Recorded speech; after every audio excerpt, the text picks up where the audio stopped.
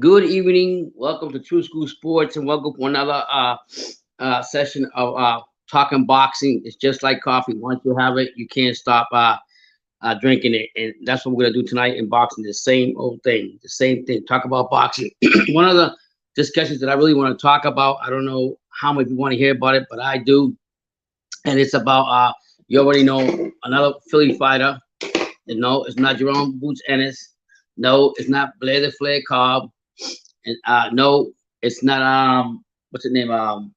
The executioner. What's the name? Not him either. Basically I want to talk about Danny Garcia. Yes, Danny Garcia, that's not as active as he usually is. I want to get your opinion, you guys. I've heard that he's got some box, some people offer him some fights. What can he do still at 147? Who do you think he should fight? And what do you think? How will he fare if he decides to go to 154? That's the question of the night. I'm gonna go. I'm gonna backtrack a little bit. And go.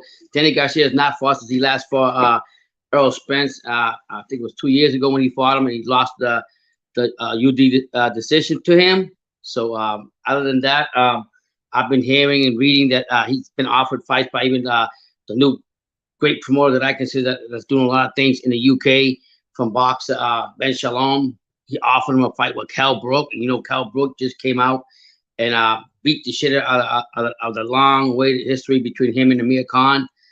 So he offered him that fight. Yet he has that option. He also got other options to fight other fighters too. He can fight. He can fight.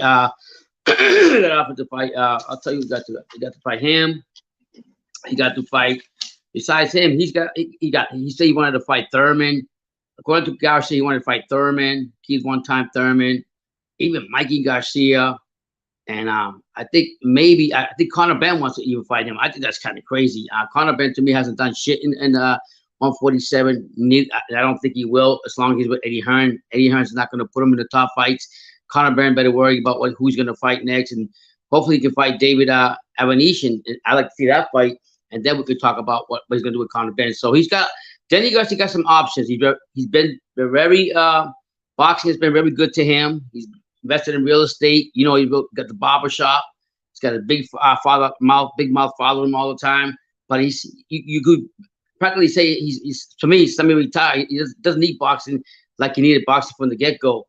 But because of boxing is where he's at today. So, I mean, you got that. I mean, he just came out and said the big thing, you know, Boots Ennis, Jerron Boots Ennis, you know that everybody's picking up, you know, talking about how great he is, how good he is, how his skills are, that he's going to eventually take over the 147 pound division. And let's be clear about that. We really don't know how far and Boots Ennis can go. We know that he can go practically past 4 rounds, but we don't know if he can go 8. So I will say that. With that being said, I will also say that go ahead, and I'm gonna say here, check out. I'm telling you guys, if you don't know this channel, he was here last night. Go check him out. I'm talking about Boxing Gems.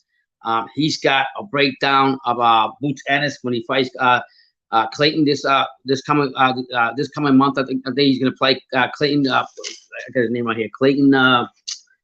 Costigo Clayton. He's gonna be fighting him.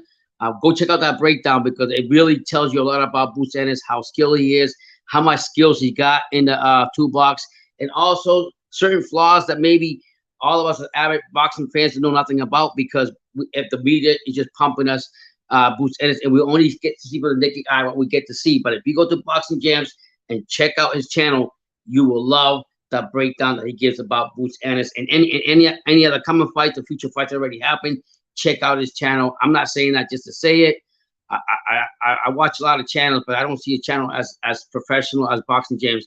How he even, because I'll be honest with you, when I look at Boots Ennis in 147, literally I don't see no flaws in him. I think he's got everything that I see. He's got quickness, he's got speed, he's got distance. He knows how to move around the gym. He knows how to dominate his fighter. How you doing under my microscope? And basically you see that. You see what he brings to the table. But then as Boxing Gems goes on and breaks him down, you can see certain flaws that he does have, which is good to know, even though the naked eye can't see it. So Shout out to Boxing Jams. What we're trying with that with Danny Garcia was, I guess Jordan Ennis want to fight Danny Garcia, and basically I think Danny Garcia just shrugged it off, or basically wanted him to stay in his own lane and create. He came out and said that he just wanted him to create his own legacy. He wants him to go, do his own thing like he had to do, make a name for himself. So I don't think, I'll be honest with you, reading but what Danny Garcia, and I know he's a tough Philly fighter, I don't think he want to fuck with Boots Ennis. I'll tell you straight up, he don't want nothing from Boots Ennis. That's what I got about the whole thing on Danny Garcia on that. Him fighting Keith Thurman again, I don't know. That's really a big fight for him. I mean, is he relevant? Is my whole question. Do you guys think that he's still going to be? Is he still something that we also? Oh, he also called out Mikey Garcia. Who the fuck was Mikey Garcia? I mean, he couldn't beat no disrespect to Salvador Martin, who's fighting this I think it's this weekend. But I mean, who the hell he wants to fight? Then he actually wants to fight in no particular order. Keith Thurman, right? Keith Thurman. He said want to fight Mikey Garcia. I think possibly Conor Ben, and I forgot who else. And I'm like, get the fuck out of here, Mikey Garcia. We got all these 147 pounders, and you worrying about fighting Mikey Garcia. That's just telling me that you just want a paycheck from him. But my personal view on the thing, I think that Danny Garcia, I got to give it to Boots Ennis. I got to give it to the Young Bucks. I know it's too early for them, or some people think that they're not ready for the big dance or whatever. But when you got somebody calling you out like Boots Ennis from Philadelphia, and you do give him his respect like Danny Garcia is, but you basically shrug off and say, no, you got to create your legacy. Well, Danny Garcia, why don't you help him create his legacy? Why don't you get in the ring with him and show him what he's all about? And then you could see what you could see help him get to where he want to get at, and you can also test yourself how much you're gonna hit in the tank. And a big great step up fight for you, because you're already old anyway. So you can find out what if you don't think Boots Ennis is as great as he is, then get in the ring and prove it to yourself and prove it to the boxing world. Because I'll tell you right now, if you can't get through a young, energetic Boots Ennis, I'll be honest with you, you want to chase titles at 154. You better worry about what you got to do at 147. If you go to 154, you're fighting with the big dogs up there. There's some big boys up there. And yeah, you get at 154, but that don't mean you're going to dominate. And if you say you're going to chase titles, no, motherfucker. All you're going to do is go ahead and pick up a paycheck. All right, let's make some comments. Under Microscope says, his recent comment regarding the Ennis fight, he don't want the smoke. No, he don't want the smoke. He don't want the smoke. He can't come out and say it. He know the Young Buck from Philly will show him out. But you know what? That's what makes your legacy. Just like he was basically, to me, he was contradicting himself. He's telling Boots Ennis, you got to create your own legacy like I had to do coming up and everything. Okay, you can be part of his legacy whether you win or lose, right? But you can also be part if you want. But you can't sit there. To me, that was just a cheap excuse. He don't want nothing from the Young Buck and his Boots Ennis. He knows how talented. He even came out and said it. He said Boots Ennis is talented. He's got skills. He's got everything. He eventually going to end up dominating the 147 division. Well, we'll find out. But if he gave you a call, well, why don't you answer the call? You're supposed to be the experienced fighter, the better fighter. Get in there and find out. But he didn't want no smoke. You're damn right he didn't want no smoke. What's up, Box Talk? How you doing, man? Shout out to you and your channel. I was there today. I gotta get more. Your channel, I like. You got like a lot of different fights and stuff. So I have to look at that more. And look at the fights and look at the fighters, so I learn more from them. So I mean, you guys check out Box Talk 101. He's got a good channel. Check him out also. He should fight Thurman again. Yeah, that'll probably be good because for Danny Garcia, he hasn't fought in a while. He's only fought the last fight was against Earl Spence. We know that. I think getting in the ring with a Keith Thurman, as Keith Thurman came back, it would just be a tune-up for him and for Keith Thurman. It'll be great for boxing. Both of those fighters will be good for boxing because they're both pretty much well-known. People know who Danny Garcia is. They look at his resume. He's a two-time champion. You got Keith Thurman, who fought Pacquiao, who came back and got a victory, his last victory. So, I mean, it'd be a great fight. I'm with you on that one. I think the same thing again. I think he should fight Thurman. Will he do it? I don't know. I know I'm really more intrigued. I'll be honest with you. I would love to see Danny Garcia fight Kell Brook. Boxer Ben Shalom. offered the fight to him, but of course, Danny Garcia ain't saying nothing. He's shying away from Boots Ennis, and he's most likely going to shy away from a so-called old man, Kell Brook, or he'll come up with some excuse not to fight him. Because I'll tell you, that'd be a great fight, and I would love to see Kell Brook beat his ass. And I like Danny Garcia, and then I will see what he's all about. And then I can say, put a judgment and say, okay, you beat Kell Brook, or you beat this other guy. Then I can really say to you, okay, then maybe after I seen what I seen with your performance, maybe you're ready for 154. But until then, I don't know. Okay, hold on. No, man, I didn't see his 11 toes. I know he's got something like that with his. I've heard that before, that he got some type of thing with his feet, but no, I don't know nothing about that. No vital testing for Spencer Ugas. Is that like facts? They're not going to do no testing in between the fights or anything? I find that kind of odd, because usually when the fighters are still training on the 8-week on the 8-week training, they usually have some type of testing to go along with that. So that's kind of odd there. Rock K18SV says Danny can give Crawford a good fight while Spence beats Ugas. Man, I don't think so. I don't think Danny. I think Danny's good. I don't think he's gonna give. Like you said, he might give a decent fight to Crawford, but he's not gonna give him a great fight. That's for sure. I think Crawford's gonna come in to make a statement out of that. As far as Spence and Spence beats Ugas, Spence will probably win that fight, but it'll be close. Hey, you guys need to go check out Paul Malajani's channel, man. He's got some good videos on the channel called Paulie's TV. He just gave an analysis about this fight. As well, check out Boxing Gems, like I told you, but analysis on this fight from Paulie Malajani, and he basically had the same sentiment that I had. If Spence fought Ugas prior to him having those accidents and the problems he had outside the ring, then that Spence would definitely run over Ugas. But since I don't really know how Spence is looking, I don't care his last fight or this fight or that fight. I haven't really seen much of him. I'm gonna have a question mark on which Spence we're gonna see that night. So I just wish them both the best. I think Spence will barely take it, but it won't be that easy like he thinks he is against Ugas. Garcia knocks out Brook if it does happen. Well, Garcia's got a strong punch. I know that. He's one of those fighters that will stand in front of you, and he's willing to bring it. So, and he's got a punch. I ain't saying he don't got no punch, but I'm not down. I ain't putting him over Kell Brook. I can't. I like Kell Brook. I'm big on Kell Brook, but Garcia's a tough customer. You're right when you say that about Garcia. He's proved it before, and people thought he can knock out somebody. He'll stand right there and fight with you toe to toe, and if he catches you, you're done. What's up, Donnie Hanson? How you doing? Salute, Pops. OG legend. What's going on, man? Cambosa versus Haney. It's signed. No more talk. It's time to fight. That's it. It's time to fight. It's time to get it on. I'm really excited for that fight. Like I said, Haney's got to go in there. I also was watching. I also check out once in a while. I watch out Teddy Atlas's channel. He was giving a good synopsis about this Cambosa and Haney fight, and he also talked a little bit about Tio. And I'll tell you what I like about Teddy Atlas. For me, people not like him, but I like the way he is, how real he is, and I think that's why he's not with ESPN right now, because of the way he, he calls things and the way he says it. But I like what he said. I said the same thing. I said Haney's got to go in there. I told him. I said in the comments, Haney got to go in there and take those belts from Cambosa, because Cambosa ain't gonna give those belts away free. What I'm getting at, he's got to go in there, dominate. Don't let the like Teddy Atlas says. If you go, don't be surprised. It says if Haney don't go in there and knock him out, or dominate. Don't leave it to the judges, because they also got the judges that travel all over the place. Basically saying don't leave it to the hands of anybody. You need to take care of what you need to do inside the ring. So I expect Haney to come in there and make a big statement against Cambosa.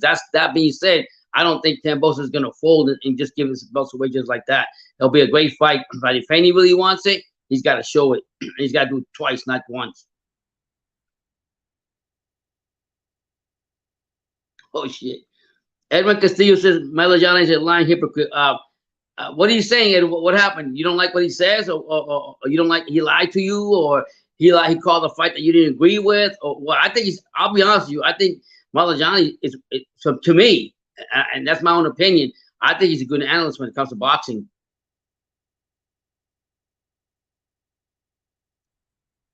Milky Way says, "Do you think Khan's punch resistance was never the same after the Madonna fight?" Probably, pretty much so. I mean, the problem with Khan is he's been known for having a weak chin, and that's always stuck with him throughout his history in fighting. And he had the speed, he had everything. I ain't gonna give it to you. He fought a good fight, and I actually watched the fight. But at the end of the day, he won it, but I don't think it was by much. So yeah, so his resistance was pretty actually was never the same. I think it was never the same after a number of fights. But Madonna was hitting him hard too. Madonna was hitting him hard. I think at that time, Khan was like at his prime too. He was in his prime. He was up at the top of the world. It was his first time coming to the United States. So there was a lot of good things going for Khan at that time. Edwin Garcia says Teddy Atlas is bitter, hating on greatness. Okay, I mean, are you saying? Well, I'll tell you what I like about Teddy Atlas. Is I like that he was. I think he worked with Costa D'Amato. Rest in peace. He's learned a lot of things about a lot of fighters. He's been around, and for me, I got a good sense of him. I'm not saying that not him, not other channels, not Melajani, that they're gonna be perfect, because they're not. They're human just like we are, so they're gonna have their own issues on certain things and different things that we're going to agree upon. But you got to look at that as a whole. What do you think about how he really is?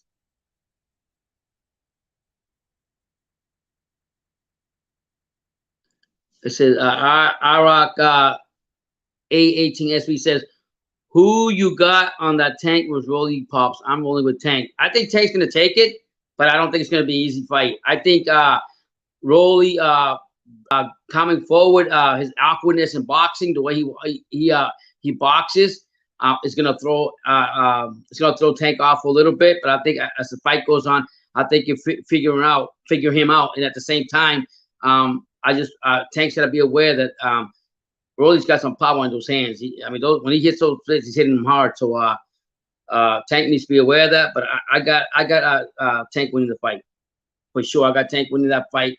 And I think he'll probably win. Melajani says crap about other fighters, and he's a two-faced. He hates on Canelo every chance, but before the planned fight, he's talking to him all nice. And you know what? But to be honest with you, you see a lot of that shit from a lot of people in boxing, anyways. The majority of people, as you get to know the business more, the more dirt you're gonna see, the more negativity you're gonna see, and if you allow people like him or people like that you experience that from, you just gotta be open-minded, understand that if people are like that, then you just stay away from them and not deal with them if that's the way he is. I think that if you ask him, I don't know, I'm not trying to protect him, but I think he always gives an honest answer about a lot of things. So I was watching him last night, so it's just about how you're looking at it, and if he's that way about Canelo, then he needs to change that tone. He's got to put give credit where credit is due to the face of boxing. Even I'm not the greatest fan of Canelo, but I've learned to accept that he's going to call the shots. He's a shot caller right now. He's a Mayweather of boxing, and I have to accept that no matter whoever I want to fight, the Bubba Andres, the one to fight the Benavides. The bottom line is Canelo's going to do what he wants. You can hate on maybe on certain things you don't agree with Canelo, but you got to appreciate what he's trying to do. And even though there's always question if did he fight the best fighters at this time, but did he do that? Doesn't matter. He's the face of boxing. He's calling the shots now.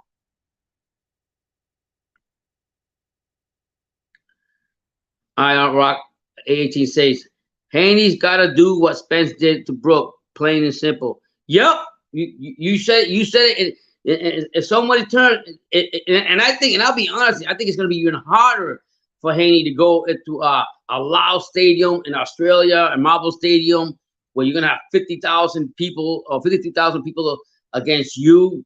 It's going to be you against the world. How you going to deal with that? You used to be in the U.S. fighting under the lights here, whether it's Showtime, The Zone, whatever. You're going to a different planet. You're going different to a planet where right now the Ushies are fucking burning with fire. That they got so much joy and fire and belief in Cambodia and the right that they should. That you gotta be focused and you better get it done quick. Because if you don't get it done quick, you're gonna be in for a long night. So and for me, if he does beat Kambosos, which I don't know, like I said, if he goes in there fighting that technical bullshit, he if he goes in there fighting that fucking technical bullshit, Haney ain't winning no fight. If he goes in there, I'll say it again. If Haney, the Dream, goes into Australia and he goes in there just sitting there, he want to titty tat and be technical and not fucking dominate Kambosos or push Kambosos around, he's in for a long night. He better go back, and I'm just saying it real, he better go back and watch the Kambosos against Teofimo. Teofimo is a big dog. Teofimo, just his mentality wasn't there. To me, he became too complacent. And if Kambosos put a beating on Teofimo, that I don't think even the betting men thought that was going to happen, and it happened. Besides the Australians that were behind him, just imagine what he could do to you, David Haney. And I'm not taking nothing away from you, David Haney. I wish you the best and I hope you get it. I'm just telling you, if you go in there sleeping, playing your harmonica or playing your violin in this fight, you're going to get fucked up by Kambosos. And I'm going to say it again. Teofimo was a big guy. Haney, you know Teofimo was big. And Kambosos wasn't as big as Haney, but as Teofimo, but he went in and fucked him up. So I'm telling you again, Haney, I love you, I love your dad. You got your opportunity. You got to go to Australia, and you got to take it from all the fans, all the Ashi screaming loud, and Kambosos. That is not an easy fight. You got to go ahead and fucking dominate and let them know why you're there. If you sit there and you sleep and you play like I call it tennis ball, paddle, patty, pat, pat, you lost the fight already. So I just want him to do that because I'm going to tell you right now, Kambosos is not giving the belts out for free. There ain't nothing free about that. He had to earn it the hard way. Bitch, you're going to earn it the hard way too. So it's going to be a great fight. Hey, what's up, Enrique Louis? Luna, how you doing, man? Pops, Danny G is overweight. No more 147 times. Yeah, the piece overweight. He looks. I've been watching him. I see he's not as thin as he was at 147. Yeah, it's time to go into 154. But I'm gonna be straight with you. I love Danny. Can Danny hang with the big dogs? There's some big boys up there. There's some big motherfuckers up there. I'm gonna tell you right now. If Danny wants to go up there, which it sounds like he wants to go up there, he doesn't want to fight Boots Ennis. Ennis called him out. He said, no, you gotta, it was a boxing scene. Go check the article. He said, you got to write your own legacy like I wrote mine. So that's another word telling me is you don't want no smoke from another Philadelphia fighter like Ennis. But if he goes to 154, I mean, I want to name some fighters here that I made a list of in no particular order. He better get ready too. Outside the ring, he was great. He's a two-time champion. He's done his thing. I mean, he's been successful in and out.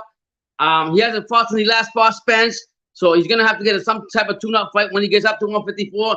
The question is who is going to fight 154 and hit up there, because if he's going up there, he's going to get a free ride and he's going to get a title. It ain't going to be happening like that. And you got to give respect to him, though. He'll stand in and fight with you and throw you the punches and stuff. So I also got to put respect to his name.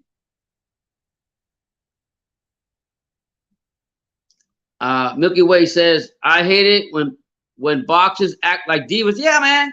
You got a lot of boxers like that. Not a lot. I should say not all, but most. I like that, and that's where the problem is going to come in. Who do you consider being divas? Like, who do you think is a diva?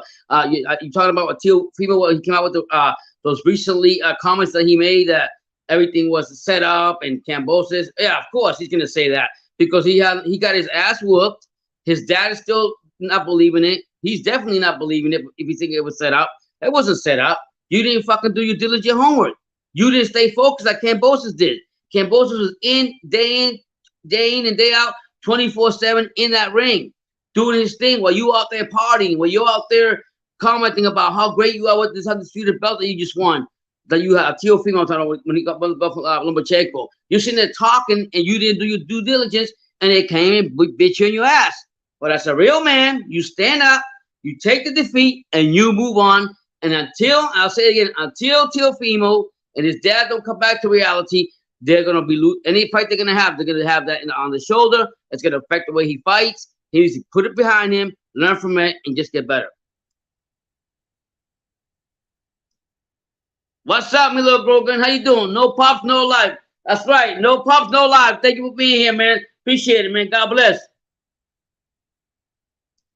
Yeah, they say Teal was 50% when he fought Cambosis, right? But okay, you didn't hear all this shit. Like all the shit for like what, the 7, 8 months or whatever, how long they were training, and all the canceling between him and Cambosis. You didn't hear none of this shit from the Teofimos, not Teofimo Senior and not Teofimo Lopez. They were all just talking shit about Cambosis, shitting on Cambosis. They were sure they're gonna beat him. I remember the last press conference. They were shitting on Cambosis. They were telling him all this. His dad was telling him the weekend of the fight. Oh yeah, okay, wait to get you in the ring. We're gonna kick your ass. You don't know who you with. You were different. You were a different fighter. And what happened? Fucking Cambosis just kept his mouth shut. He said, "We'll see. It's me and against the world. I'm gonna come in here. I'm gonna show you out in front of your people in New York. And you got to give it to Cambosis. I'll say the same way. If Cambosis would have lost, he would have moved on like a Grace and moved on and said, okay, I have my opportunity. It's time for me to move on, but I haven't."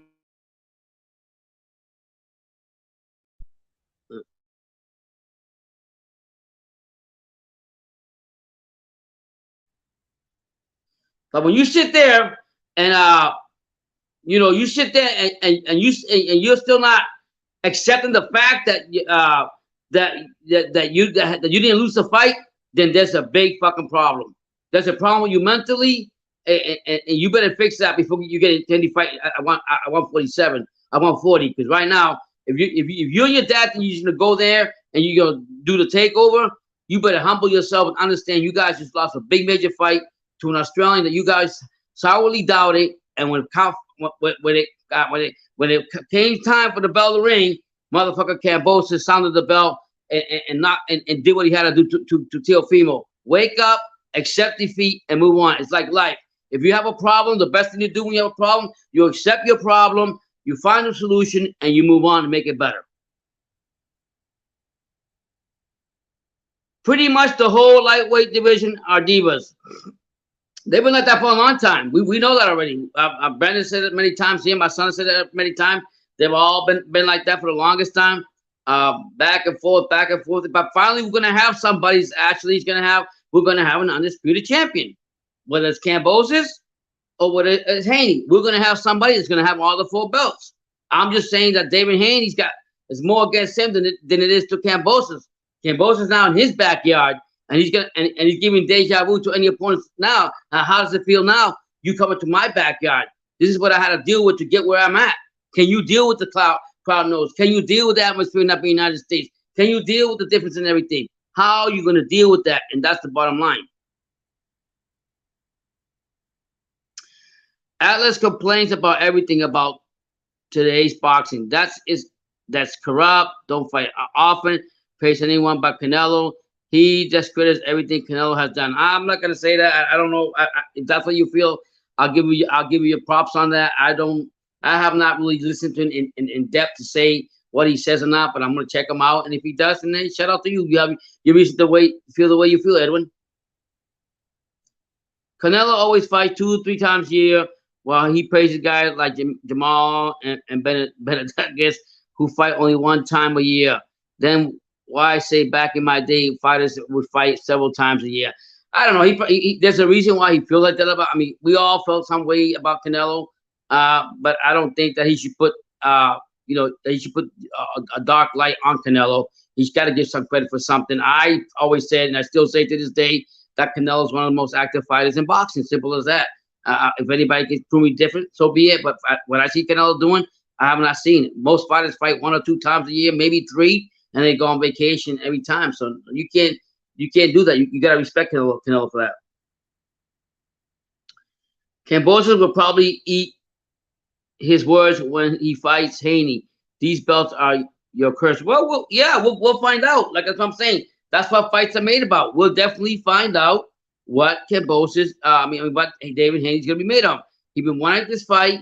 Like his father said, boss men make these moves and they do all this talking. Now they got the opportunity. Now everything's signed. Now it's time for Haney to deliver or for Cambosis to take the goods because it's going to happen. Man, no sympathy for Teal or his excuses. To talk shit even after this sore loser. Teal will never be champ again because he won't accept that loss. That's right. You got to accept loss like I've been saying. You gotta accept the loss. I don't think that it's gonna be you can't just sit there and get on media and say, oh, it's a scheme. Oh yeah, but if it benefited you, if you would have won, you would have been okay with anything. But now because you lost and you got your ass beat by Kambosos, who you didn't think was gonna do, he came out and did it. I got Kambosos beating Haney. Yeah, it's gonna be a great fight, either or. I think Kambosos don't Haney better not sleep on Kambosos. That's all I'm saying. Because Kambosos is gonna come, he's gonna take it to him, and he's gonna go ahead and bring it. So if he think Kambosos is gonna say, oh, welcome to Australia, here's your free gifts, my 4 belts or whatever belts I have right here, that's not happening. And that being said, you know, the options that I was saying about Danny Garcia, that he could fight, you know, that he could possibly fight if he comes back to welterweight, like you guys say, he's a little overweight. He's got Keith Thurman one time that I say would be a good fight for him to come back because he hasn't fought since he fought Earl Spence. You got Earl Spence, you got a young Virgil Ortiz, and we know already he doesn't want to fight Boo Says, according to the comments he made on Boxing Scene about you know, no, you got to create your own legacy and all this bullshit. Come on, man, you're a Philly fighter. Just talk real, say it real. I mean, anything gonna hate you if you say it real, but don't sit here and make all these lame excuses.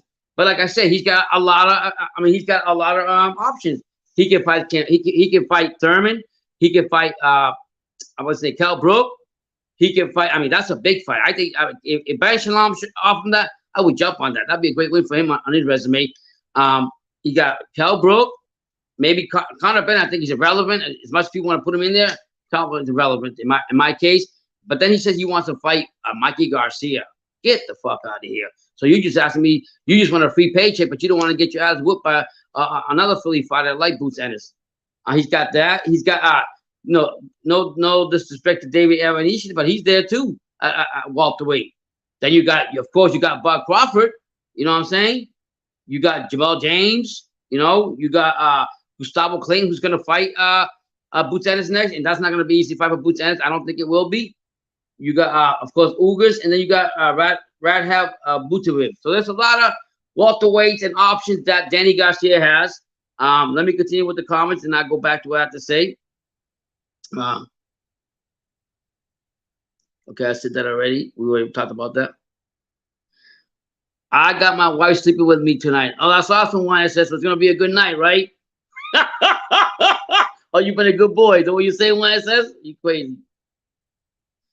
Danny Garcia needs to get rid of his dad as his trainer. He should fight Rosario. Rosario's good, but he is very fragile right now. Yeah, that's a good. I didn't even think about that. Rosario's got a good resume. I mean, he didn't win all his fights, but look at Rosario's resume, man. He gets good fights all the time. But Rosario, he's got a fight coming up, I think. I forgot who he's going to fight, but he's supposed to be fighting somebody. But that would be a great fight. Rosario, Puerto Rican, from LA, you know, been in Philly, and then having what's his name also. You can't ask for a better fight than that. But Danny's got his option. Will he do it? I don't know. That's right, Revalent. Shout to America. Will Danny do it? I think to me, if he can't make 147 or he wants to chase another title and want to go to 154, I'll be honest with you, 154 ain't no joke, man. You got some big names up there. I'm gonna tell you right now. You got the man, the big brother, little brother, Jamal Charlo, chasing history, about to fight Castano, Brian Castano. That's not gonna be an easy fight. That's a great fight. He's got him, right? Then he's got Erickson Lubin, who's also fighting for Dora in this month too. Tim Tszyu just made his debut here in the U.S. And then you got Sergio Garcia. I think Sergio Garcia is the older guy. I think he is. That's the one I wanted. Whatever. I don't know. I like Tony Harrison. Another guy that's I think be tough for Garcia. Jerry Hurd. I don't know what happened to him. I think he just left. He must have just left the planet, or he's not around anymore. You know. Let me see. Oh, I'm sorry. You talking Rosario? Yeah, you talking about Banana Rosario. I'm sorry. You're right, Billy. You talking about Banana Rosario? I'm thinking about Gay Rosario. Gay Rosario. Gay Rosario is big. You're right. That was my bag. Good call. When it comes to famous people, he's still relevant, but I'm not sure he's still relevant to boxing fans. You talking about Danny Garcia? West Righteous? Is that what you're saying? I'll tell you right now. Danny Garcia, if he moves up to 154, it's not going to be easy cake for him. I'm gonna tell you that right now. I mean, he's not going to be able to run over or become champion like he thinks overnight. That'd be a good fight, Revalent. Garcia versus Lubin and Fundora winner. That would be a nice fight, to be honest with you. I want to really see, to be honest with you, even besides Garcia, I would like to see Lubin in a rematch with Jamel Charlo. That's what I want to see. I mean, Lubin has been on a winning streak, and he's been wanting to have that fight again. After that devastating knockout he got last time, I would like to see the rematch with that. But if Garcia goes in there with Lubin, that'd be a great fight. I think he can probably handle Lubin and probably take him to the dark waters with the experience he got. And he's like I said, he's a stand fighter. He'll stand right in front of you. He'll take it. I mean, he also will pop it. He also will pop you one. Eric Morales says, Cambosis. That's right. You know, that's what Australians are saying. That's right. That's the man. That's the man's got you got to beat. Can David Haney do that? When it says possible, 154, a good division in the 90s. I can't recall right now. I'll have to look into it. Anytime you ask me anything like that, it's not that I don't know. I have bad memory from the war, so my memory is bad when it comes to remembering things. So I have to go back and then do my homework, and then come back and let you know. But that's because I don't remember at the time. 154 back then. Valiant said, I like her, but maybe too much for first fight at 154. Maybe too much for first. Yeah, for him, for Garcia, of course. That's what I'm saying. He's gonna have to get probably fight. I don't know, because you, like I said, you got some crazy. You got some big dogs at 154 that I think will get problems to Danny Garcia. IROC 818 says Danny Garcia was hurt. Yeah, that'd be nice because I don't know what's happening with her. I haven't heard nothing from him. I don't know if he's just chilling, if he's got a fight coming up. Ever since he lost that big fight, you haven't heard much from him anymore. You got Lara. I like Lara, the Cuban Lara, the fighter. He's good too. Yeah, you heard it's a super middleweight posting at 150 point. Yeah, you're right. I mean, but you see a lot of fighters like that. People beg to differ with that with Benavidez. Benavidez not actually what is it? He fights at what 160. He's usually 168. He's actually bigger than that, and he's still fighting that. So some fighters just try to get away with that and try to stay in be a bully in their weight classes and try to go ahead and go from there. Abraham says Bob Arum is fake. He only wanted to offer 171,000 to George for Teo fight, and now he's promoting his next fight after he beat his fighter.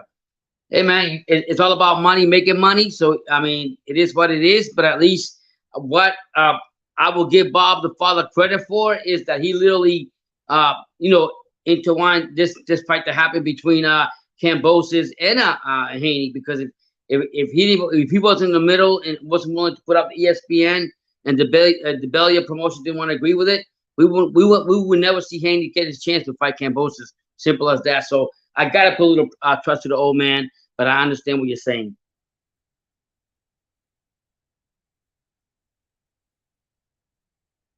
Pops, you gotta watch Pitbull Cruz versus Tank. You can't criticize Tank without watching the Tank fight. I seen some of the fight. Like I said, I didn't see the whole thing. I seen it, but all I'm gonna tell you straight up, I don't have to see the whole fight to when I hear a fighter like Tank say he doesn't want. It's like put it this one. It says me and you meet up, right?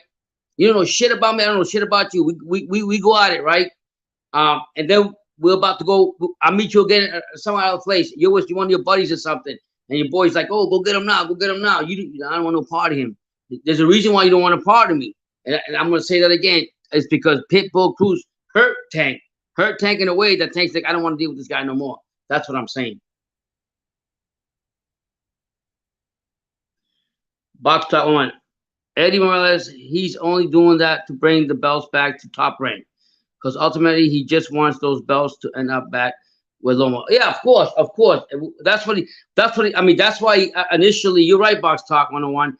You all go follow him. You're right when you say that, because ultimately, before Haney got the fight, he literally had to go ahead and end the Lomachenko fight was already signed, deal and delivered between him and Cambosis. Unfortunately, this war's still going on. My prayers to all of them over there. And Lomachenko decided to stay at war and fight for his country. Whereas Usyk did his part, also respect to him too. Respect to all the Ukrainian athletes that are going through this thing. And Usyk got the goal to come back, but I just felt that Lomachenko's not willing to do that yet. So you're absolutely right. I mean, the Godfather is 90 years old, but he's not. He wasn't born yesterday. He's not stupid what he's doing.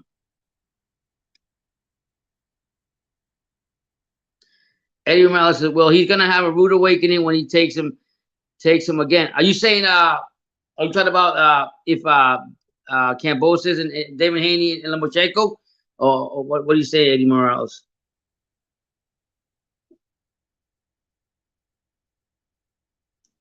Valiant says Tank is upset on social media because Haney got a bigger fight before. Yeah, think about that ego shit. You know, you are talented.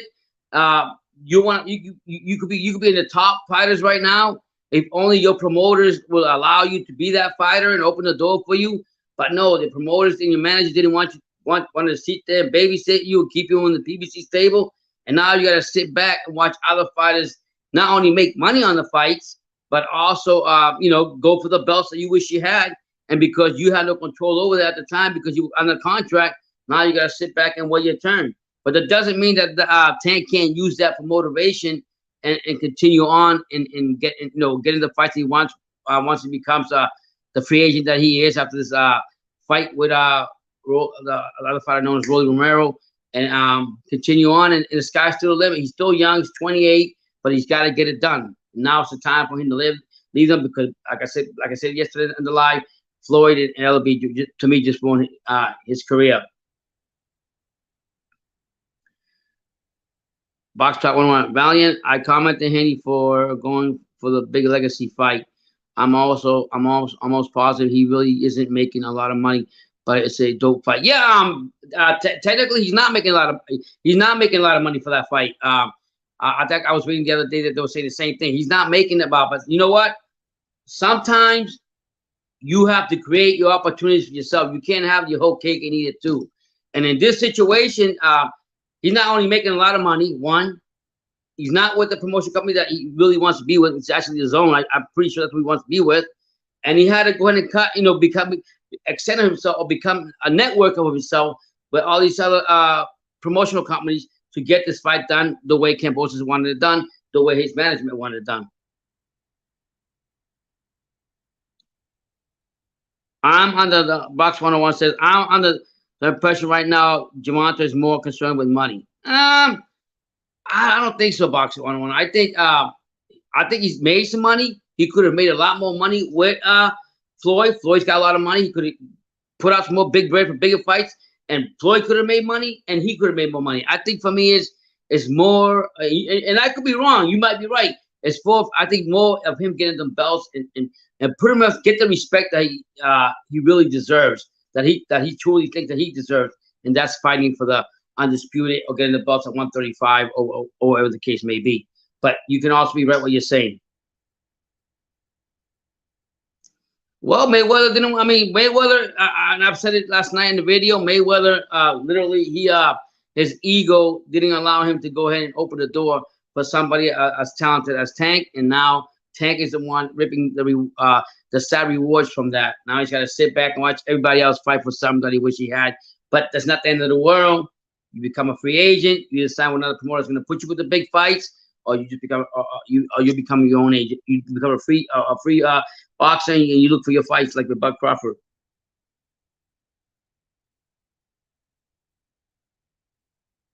That's a good point, Valiant. Mike Tyson did say that. Mike Tyson was trying to tell that to dumbass Jamal Charlo, and he didn't want to hear that stuff. The belts will make you the money in the end because you're winning the belts, become undisputed. Now you got a bigger title. Yeah, it's going to cost you the sanctioning fee or whatever the cost may be for those belts. But at the end of the day, you're going to get more promotional contracts.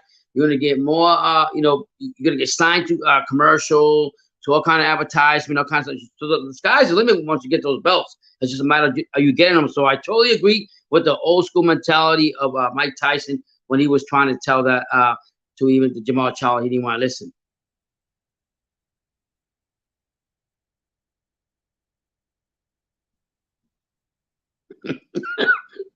When I said you make me laugh.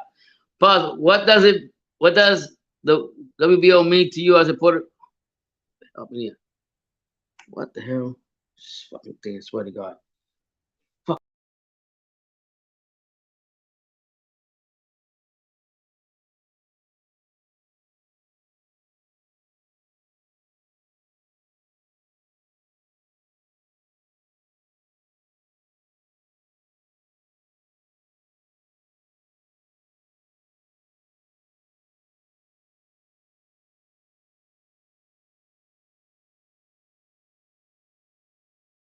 Sorry.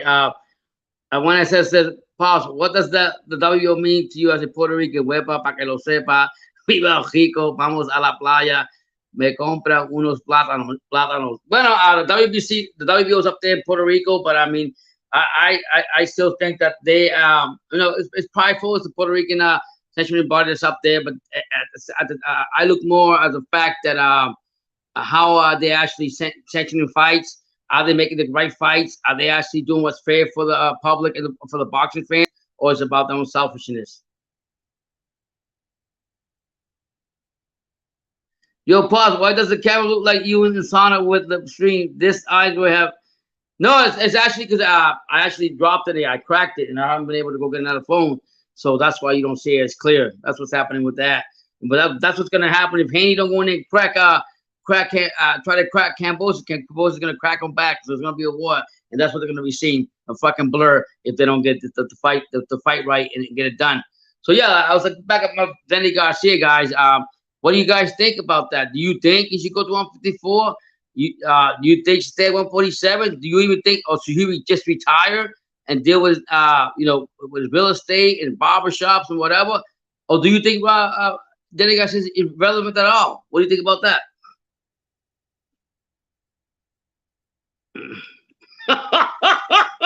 Don't let me box talk. You're killing me. One that says, it's boxer son. One that says that's because he's in the steam room. Paul's making a comeback to fight Anthony Joshua. That's why I'm going for that big money. I'm going for the euros over there. You got that right. You got that right. Valiant says, in order of prestige, corruption aside, WBC, WBA, IBF, WBO. Yeah, WBC is the most important belt you can probably get. So yeah, you're right when you say that. I always thought Danny at 154 was a horrible idea. He's not a big guy. No, he's not a big guy. I still think he can probably make 147. I think at 154, man, he's got some big. You got, like I said, you got Patrick Teixeira. You got I just want some names out. Magomed Karbanev. You got Carlos Adamos. You got Israelite Matty Romanov, Jerry Hurd, Tony Harrison, Sergio Garcia, Tim Zhu, Erickson Lubin, Jamel Charlo. I mean, and the list goes on and on. What option does Danny Garcia got? Should he just retire from boxing, or what should he do? I just think that for his comment about that he wants to just fight Thurman. He said Thurman, Danny Garcia. I think he might have said Ben. That he wanted to fight. I'm like, please, are you serious? To me, Ben is not even relevant for nothing. He can't even fight actual welterweights. Fighting Danny Garcia. Not Danny Garcia, Mikey Garcia. That's what I'm saying. Mikey Garcia, he's done. I think Mikey Garcia's been done when he's exposed by Martin. So, I mean, will he go ahead and fight Cal Brook? That's a great offer. I guarantee Danny Garcia would make more money from going over there to the UK on the Ben Shalom and have that fight with Cal Brook. I would love to see that. That's his only option to me if he goes to 154. But at 147, I don't know. Do we really want to see him fight? He's one time Thurman again, or what? You know what I mean? That's what I'm saying for him. You guys can talk about anything else you've seen in the news, and not have to be just about Danny Garcia. I thought it was going to be a good topic, but I guess it doesn't catch everybody's eyes. I thought it would. Eddie Hearn, one answer says Eddie Hearn is a bitch. How are you going to cut ties with someone when Andre hasn't said a word about his contract? I'd like to see him go to PBC where he will be appreciated. We'll see where he's going to go from here. Maybe he'll go. Boo Andre will go there. We don't know what he's going to do. I think it was a very bitch move by Eddie Hearns. If he's cutting ties with Boo Andre and he's got two fights going on that same day, and he doesn't honor both of them or show up to both of them, I can't respect Eddie Hearns. That's just kind of fucked up. That's what I was saying before. Some promoters, they don't know how to treat fighters or put them out there. He had a chance to try to make that Canelo fight when Canelo was with the zone the first time around, and Bubandre was there. Didn't do that with Bubandre. Jaime Munguia was another fight that Bubandre could have had. He could have made that fight too. Did he do that? No. So Eddie Hearns really didn't take a liking, in my opinion, to Bubandre. But that was the case when it been. But don't sit here and say you want to top promoters when you half-ass thing just because of money. Boxshot says, I would like Danny versus Virgil at 147. Good fight for both. Oh, that'd be a nice fight. That's good. That'd be a great fight. I think so because Virgil's young. I think Virgil's a little. I think he's bigger. I think he's built bigger than Danny. But that'd be a great fight. I think that'd be better than But the question is, I'm gonna say it again. If Danny Garcia can humble himself and take a fight with Boots Ennis, and we know the majority will probably see that Boots Ennis is a lot more talented than Virgil, so it'd probably be easier for Danny to make this fight with Virgil than instead of making with Boots Ennis because of talent-wise or what the media says. I think it'd be a great idea. Will Danny Garcia say the same thing or give the same answer that he gave to Boots Ennis on boxing scene today when he said that to Boots Ennis? He told him, hey, you got to make your own legacy. I got to make mine. Or will he actually stand up and fight a big boy like Virgil?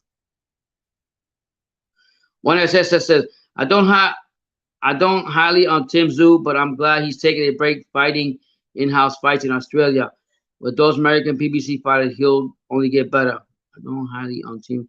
You don't rate Tim Tszyu highly? Is that what you're saying? One SS. I mean, I'm glad. I'll tell you, I'll be happy. I'm happy to see Tim Tszyu here. I think Tim Tszyu here is just going to be another brand of an Australian boxer that's going to be big in boxing, and he's going to bring a championship to Australia. I like the way he talks. He's one of the old school fighters, old school work, hard and sweat. Nothing's given to him. So I really do like that about Tim Tszyu. I like that. I get that feel from him. Sure, it was a tough fight against Garcia. Yes, he knocked down, but he got back from it, rebounded from that. But as time goes on, he gets more used to here in the U.S. He's only going to get better. But my one, I say that he's going to be champion again. I mean, not again. He will be champion.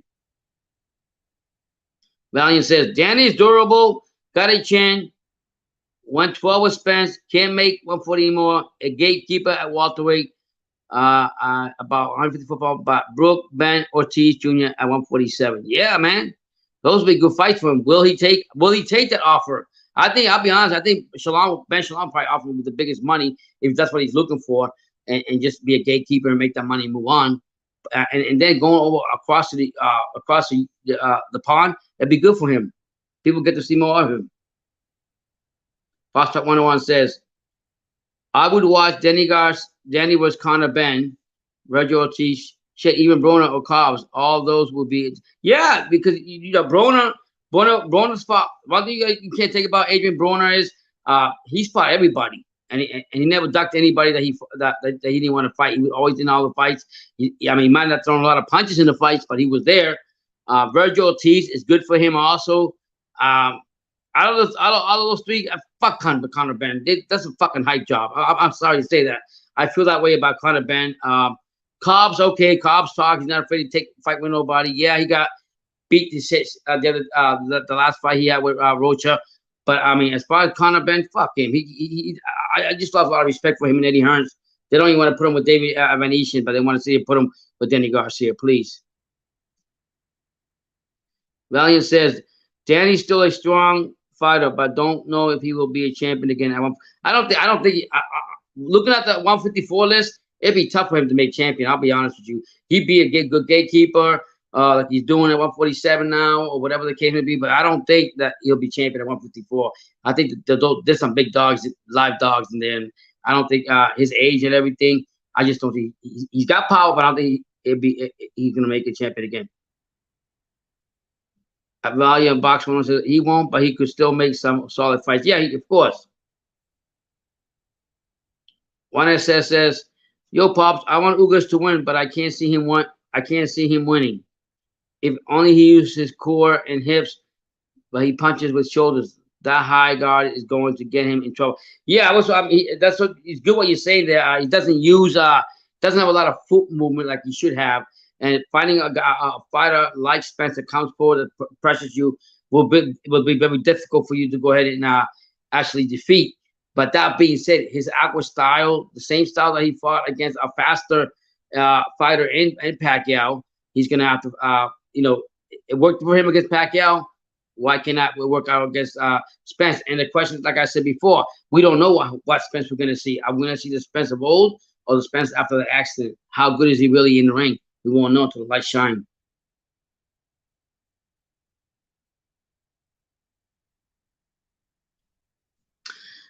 Out, out of all the cities for Zoo to make it about why Minnesota don't have shit except that giant mall.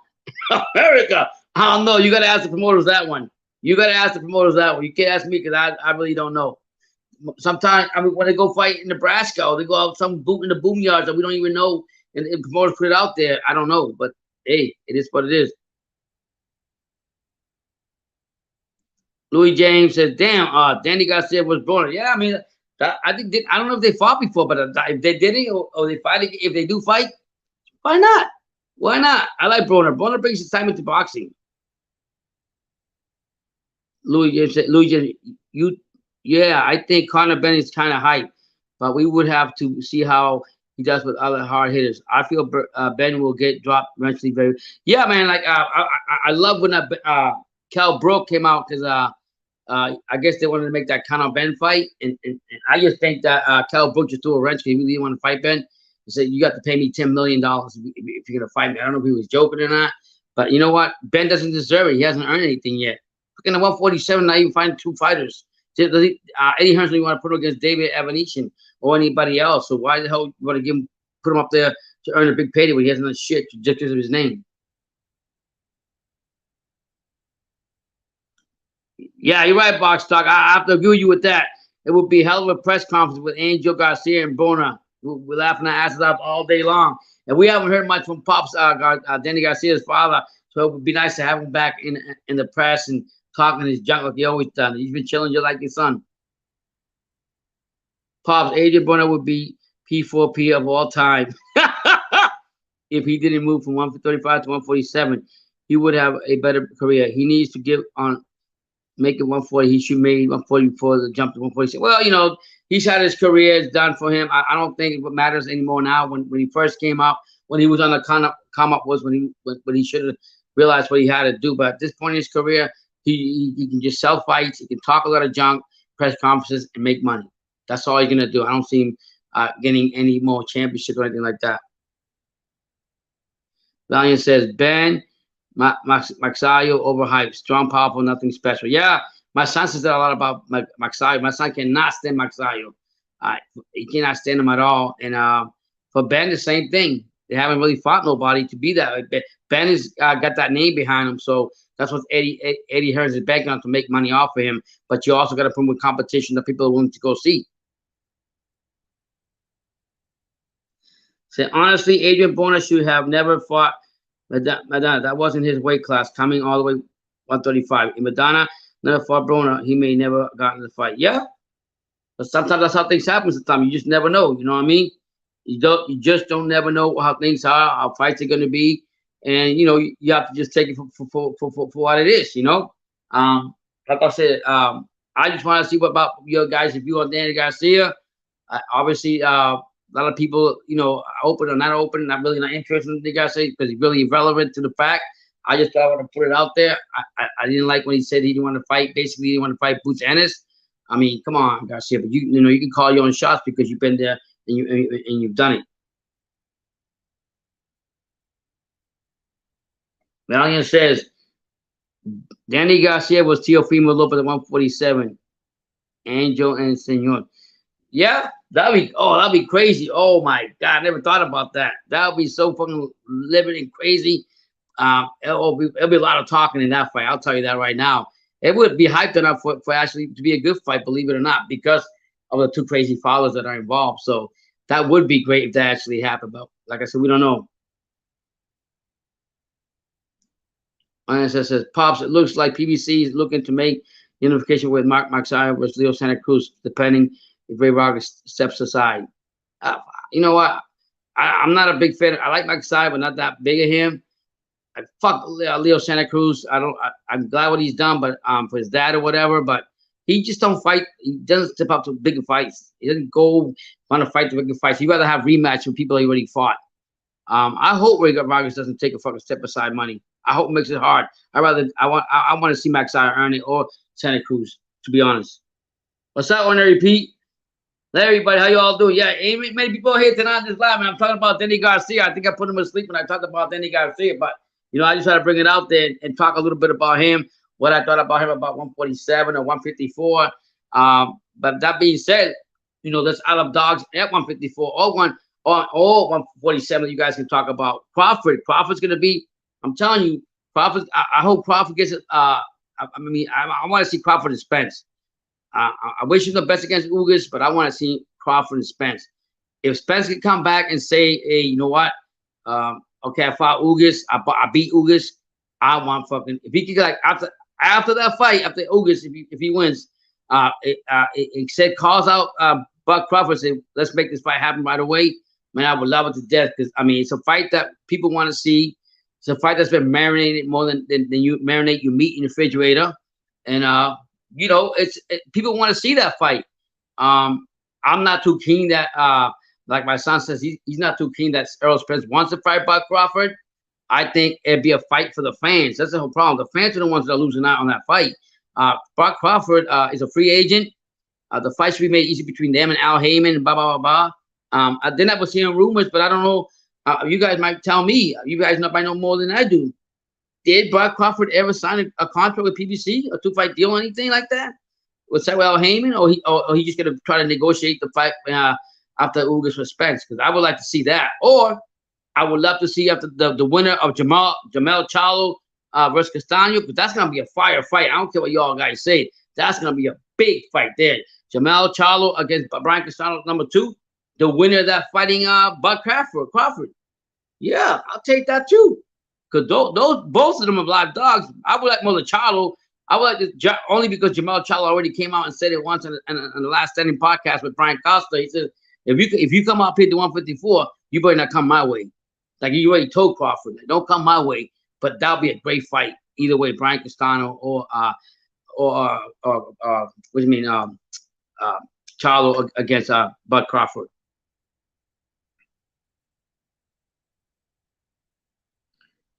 Eddie Morales says, what are your thoughts? Ryan Garcia was Tago being pay-per-view in Canada. That's kind of fucking crazy, to be honest. I think this fight, somebody said that he's coming in at 139, I think it is. Catch weight or something like that.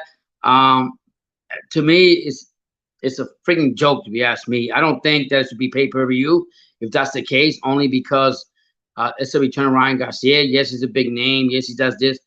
No disrespect to Tago. Tago's 33 or whatever, 32-0. So apparently he's pretty good himself. So, but I don't think it's pay-per-view material.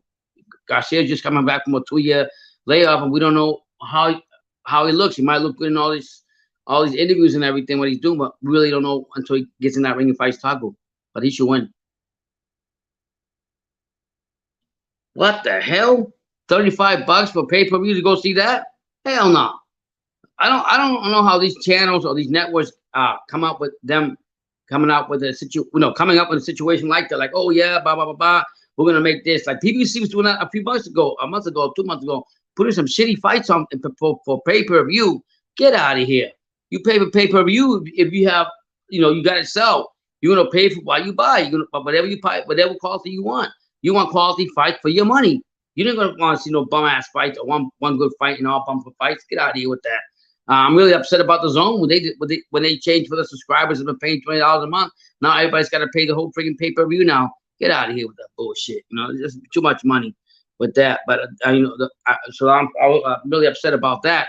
And yeah, so I'd like to see Crawford, whether he stays at 147 or goes to 154. He's got to do something for himself. Boo Andre, I don't know where Boo Andre goes from here. Does he sign with PBC like somebody said earlier? Does he sign with somebody else? He's got to find somebody. We thought Eddie was the man.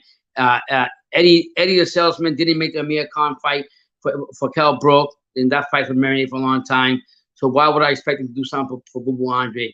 Right now he's got the face of boxing on his side. That's all he cares about. I think Yacito Lopez with Edison would be a good fight for both. When it gets Thurman, I know Lopez would enjoy that rematch with Thurman. Oh, that'd be yeah. That's a good point right there too. That's another one. Yacito Lopez. Yeah, That'd be a great fight. Will it happen? I mean, I could see that. If that fight happens, I got Angels winning that fight. But I mean, it'd be a good fight, and the winner could take Thurman. But then again, my question is, will Thurman go ahead and step up and fight them? Thurman was saying when one time came from the last fight, he says like those fights are all good and everything, but I'm not here just to sit back and fight. Whether it's Boots Ennis, Virgil Ortiz, or anybody, any of the young bucks, I'm here for title fights. So there again, boxers got to both understand it if they're gonna do it or not. The same thing with Danny Garcia. No, Danny Garcia is not Thurman, but he's basically saying the same thing. Thurman said, I'm willing to fight those guys, but I'm really here to make championship fights. So I want to try to see what I can do. So basically, their mentality is like, oh, whatever, I don't need that. I'm not going to fight these young guys. When in reality, it'll be a test for you. Can you still hang with the young bucks, especially as quality fighters as the Boots Ennis? If you beat him, you look good. Makes Ennis look bad. If Ennis beats you, then it's on you. But at least you stood up there with the best.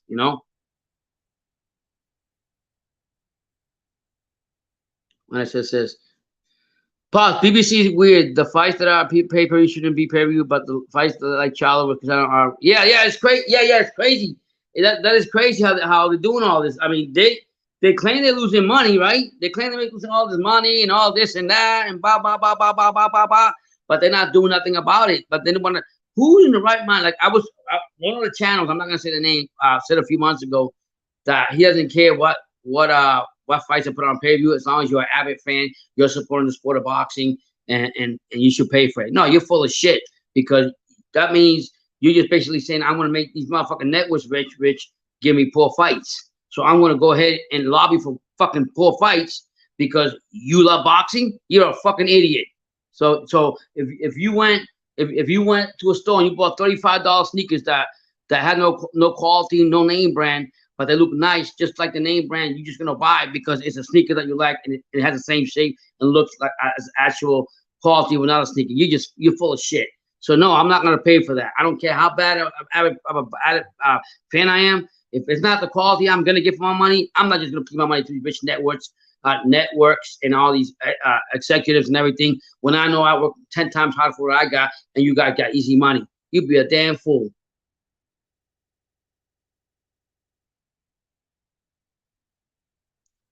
Oh, I don't need. I couldn't tell you offhand if it is or not.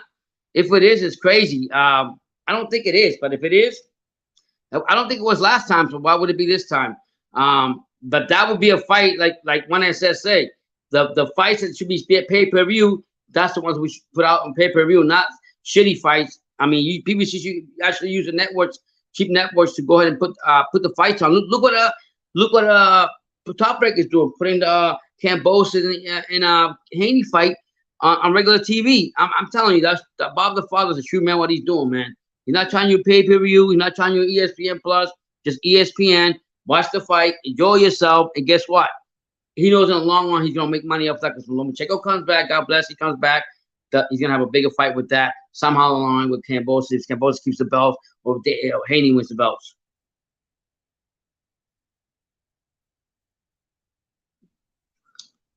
When it says it, I believe Punch Drunk said that. To me, that's people flexing money. Yeah, you're right. You said it, not me. Yeah, I mean, if you're gonna come out here, if you can afford it, like let's say you can afford that. Like somebody was saying last night, why all the networks don't come together and make a 24-hour boxing channel so everybody can see the fights and everything? Because they're fucking greedy. That's why. If they can't even work on one fight to make up one fighter, you think they're gonna do it for everybody else? No, it's all about selfish and me.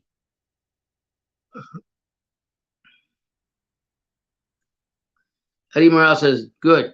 $11 Showtime subscription is worth Charlo. Oh, I don't even know what the subscription is. I think it's $10. I think it's $10.99. You're right, $11. I don't mind that. I could pay that for that, but I'd rather pay that than pay $39 or $54 for one fight. No, but if you can get those fights like that, that's fine. But if you put it on a pay-per-view besides Showtime with no-name fighters to decent fighters, and you expect the public to pay for that, you out of your damn mind. If you pay for that, you're a fool. When I heard that remark, I was like, that man's a fool, or he likes to waste money. It's $3.99 now. Wow, that's a big change. I didn't even know that. Because I watch Showtime. I like Top Rank. I like the commentary. The Zone I watch. But the Zone sometimes have fights that just fucking lag out. They have one good fight and then everything else sucks. So I don't know.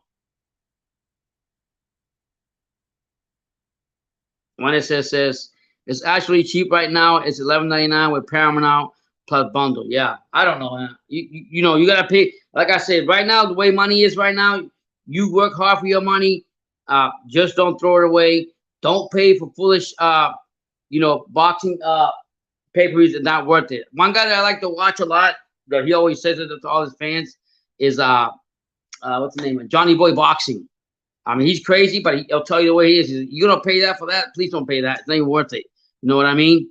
And like I said, the Bob father, who's 90 years old, he's cheap as fuck, but he got millions and millions, and if he's willing to let his ESPN carry that fight or Cambosis and Haney, he's gonna make money off of that. But it's only better when the Lomachenko comes back and he can make the fight with either one of those. Is he going to sell more? Because why? Because he took a risk on that, and he knew what the importance of what he's doing. So you gotta look at that. So I mean, if you're gonna put out good fights on, you gotta pay for that. I don't mind that. Back in the day when HBO had the fights, I remember that. I used to stay up all the time. Back in 1977, I'm talking about when they had it was HBO, but it wasn't ABC Sports with Howard Cosell. I'm talking 75, 76, 77, 78. Howard Cosell on ABC Sports.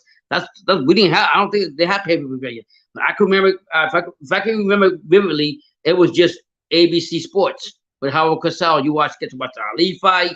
Got to watch Michael Spence and Ali. You got to watch. All the greatest fights back then. You don't have to worry about all this crazy shit over right now. But now we're living in harder times. You stretch that money. You got to learn how to use that money for your own benefit because the networks are making millions no matter what. The sectors they're making millions. Boxers are gonna get paid. It's about you getting your quality for your money.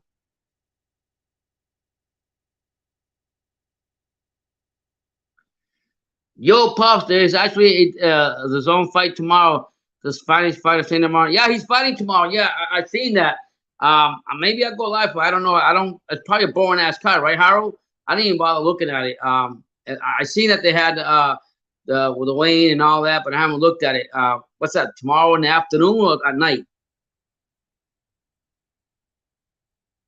Yeah, I remember Vinny Piazza. I seen him fight. I seen the first time that Bach, God bless their soul and everything. I think it was Vinny Piazza. Was it him when he knocked the fuck out of Dooku Kim? Dooku Kim was the first fighter in boxing that got killed in the ring, and I think it was the Vinny fight that I was watching, the Vinny Piazza fight that I was watching. I was watching it at home. I remember living vividly when Vinny Piazza knocked the fuck out of Dooku. His name was Dooku Kim. I'll never forget that name. It was the first fighter that got killed in the ring. That's when they changed the rules and everything.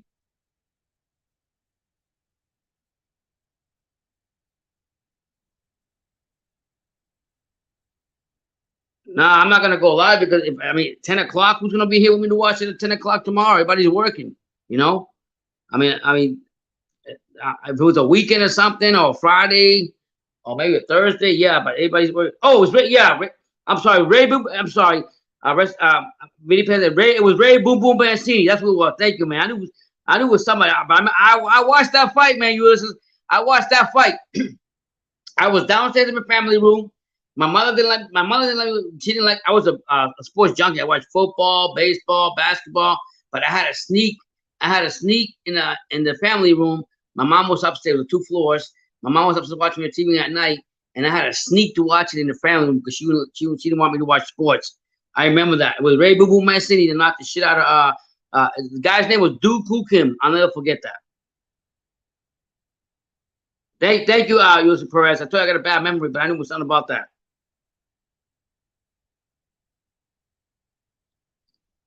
Yeah, Lafayette said, "Pass was it fun to watch Jones beat him down." Yeah, man, those were the days back then. Those are days that I could appreciate. I remember when I was supposed to watch fights, 15 rounds, 12 rounds. Now, when it all changed, I was like, damn, but it's all because what people are saying. Yeah, April 9th, there's a lot of fights. There's a lot of fights on for sure. I think it was, I forgot who fighting, but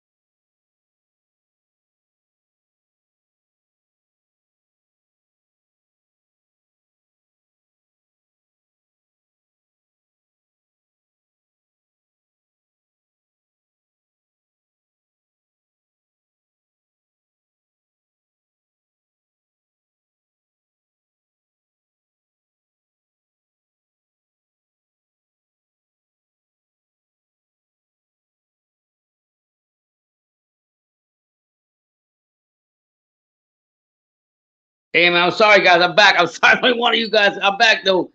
My battery's going crazy. Everything's going crazy. It's been a crazy. There's not a lot of people here. I'm just trying to keep it going. But you know what? Shit happens. Pops, I want to see you go live for one fights. I'll let you know in advance whether you want to go live for it. I'll make sure it's good and not bad. Oh yeah, yeah. Let me know for sure, Harold. Let me know for sure. Just just let me know what you want. I have your channel. I follow you now on Instagram. So either way, just message me.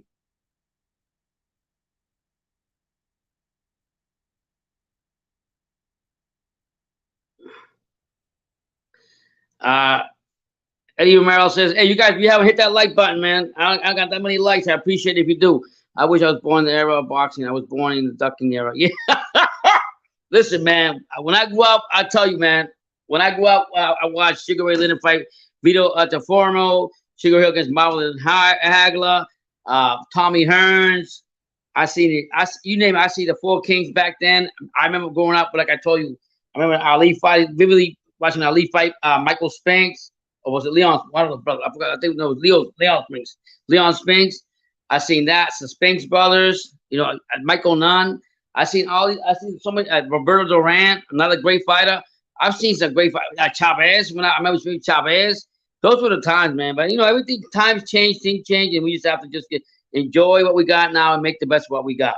You know, more tonight, like Mike Tyson said, nowadays everything is more business than it is boxing, which is crazy.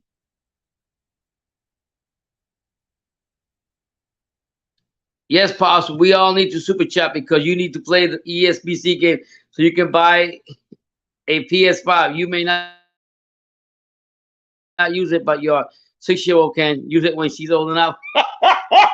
You're right about that. But before I gotta do that, man, I gotta buy myself some good new equipment. And the thing is, where I live at, the satellite and everything here is fucking crazy. Some days it's good, sometimes it's bad. What's up, Caesar? What's going on, man? God bless. Yeah, it's real bad, but you know what? It is what it is. I want to see this year. I want to see Crawford step up to 154. I hope that I hope, by God, like I was saying, Spencer, if he beats Ugas, which I think he will, be a close fight. Um, right after that fight, he says, I want the Crawford fight.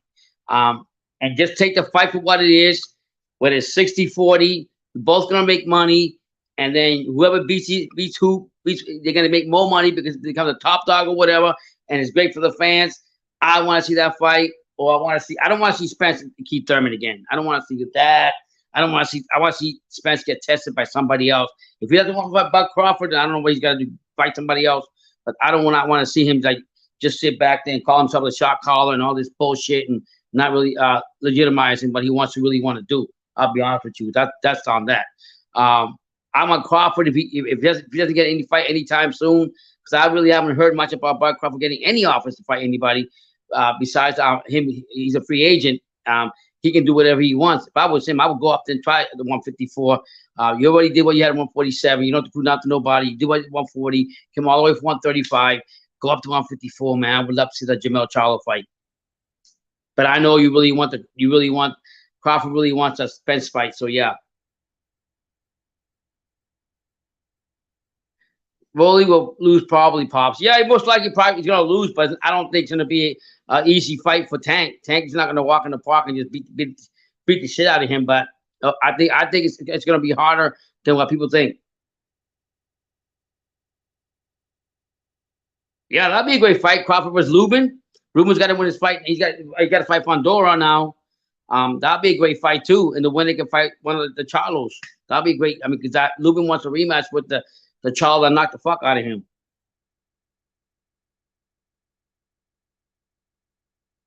No, I don't want to see Crawford with Thurman. I'm Thurman's.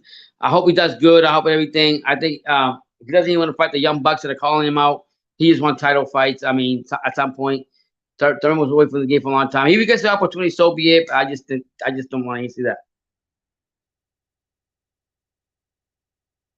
Of course, you get sad. If you're pulling for somebody that you want somebody to win and they end up losing, of course you get sad. You're like, damn, that shit happened. You just never know. And that's in boxing is like that. You don't know who's gonna win or who's gonna lose. You know, it's just the way it is.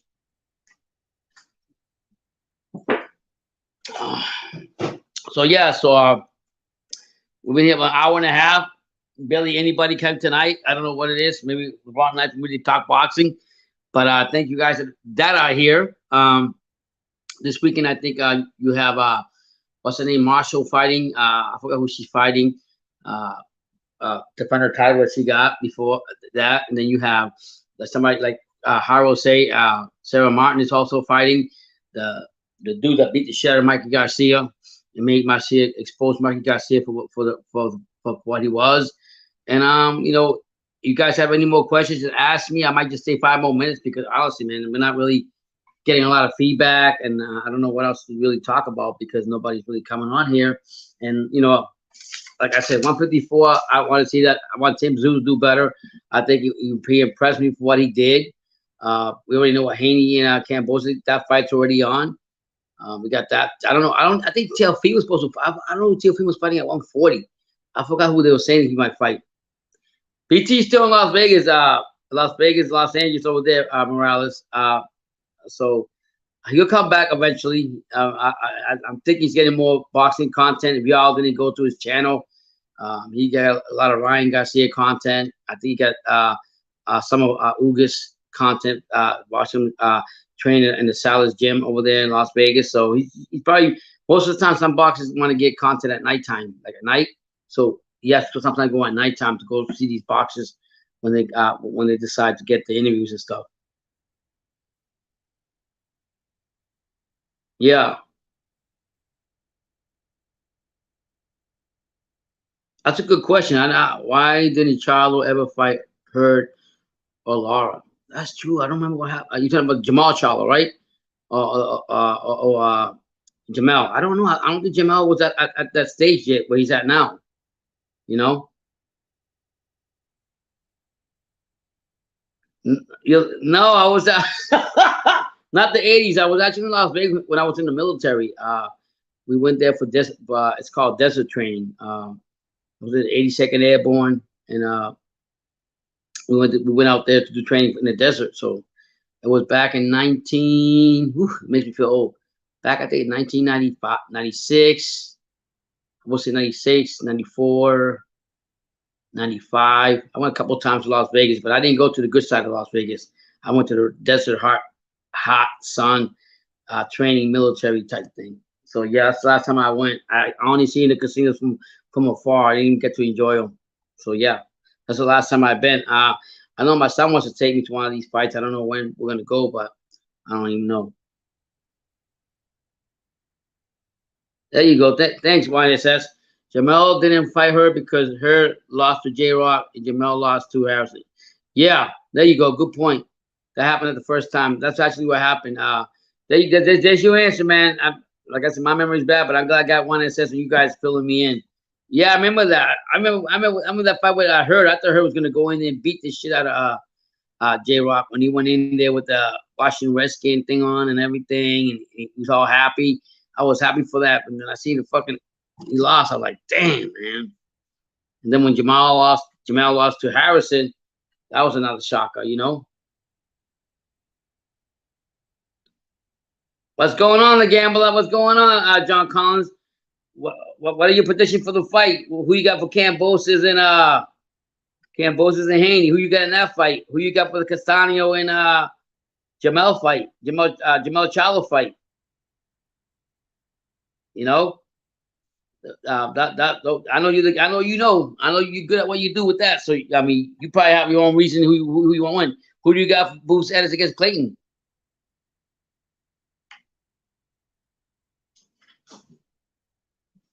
Mommy. Yeah, you talking about Rolly Romero? He's pretty fast, John Collins. He's got an awkward way of fighting, and that's a lot. All nine, you just go ahead and hit the like button because I don't have no likes. I really appreciate it. Thank you, Bubba. Watching. Yeah, Romero's got an awkward style. I ain't gonna lie to you, real awkward style. And that being said, you know, I think it's gonna cause problems for Tank, but I think Tank will eventually figure him out. Good luck to both of them. John Collins says Cambosis the banker. Okay, so you're basically going with Cambosis to take it. Do you think he's gonna take both fights? Because there's supposed to be two fights. I think that David Haney's got to go in there, John, and he's got to come in there and take the freaking belts from Haney. I mean, from Kambosos. Like, and if he's gonna do it, he can't sit back and play paddleball and be technician. He's got to go there and win in devastating fashion in Australia, which I think is going to be very difficult for him. I think it's probably the first time he's actually been outside the USA not being under the lights in the USA, and going over there with the Australians, how crazy they are right now, what Kambosos has done. Ooh, if he goes in there and plays tat tat pat pat with Kambosos, it's all over for him. What is that? You got Boots Ennis against when he fights Clayton Couture. What's his name? Clayton.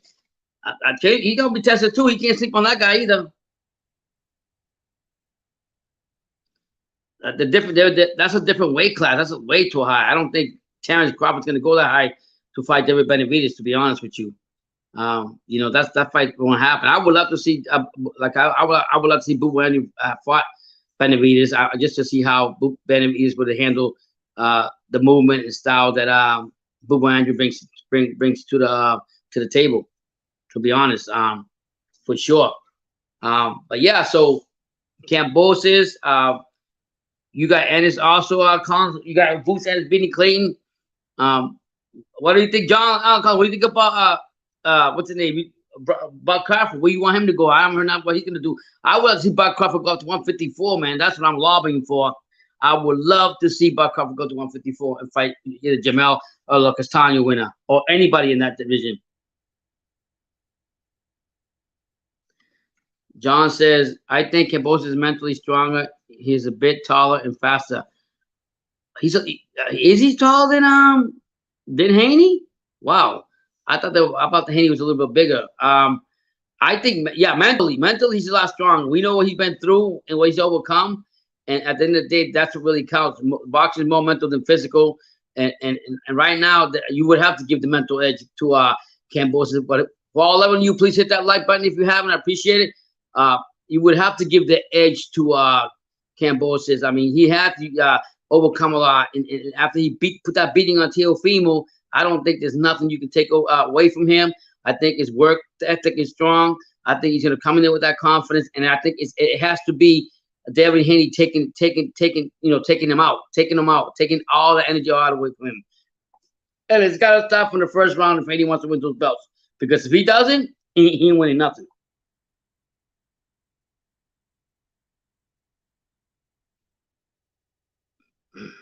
Oh yeah. You say one that says you want to see. I want to see you pops go to one that says you. Something again. Fucking thing. Oh my god! I'm about to fucking punch this thing.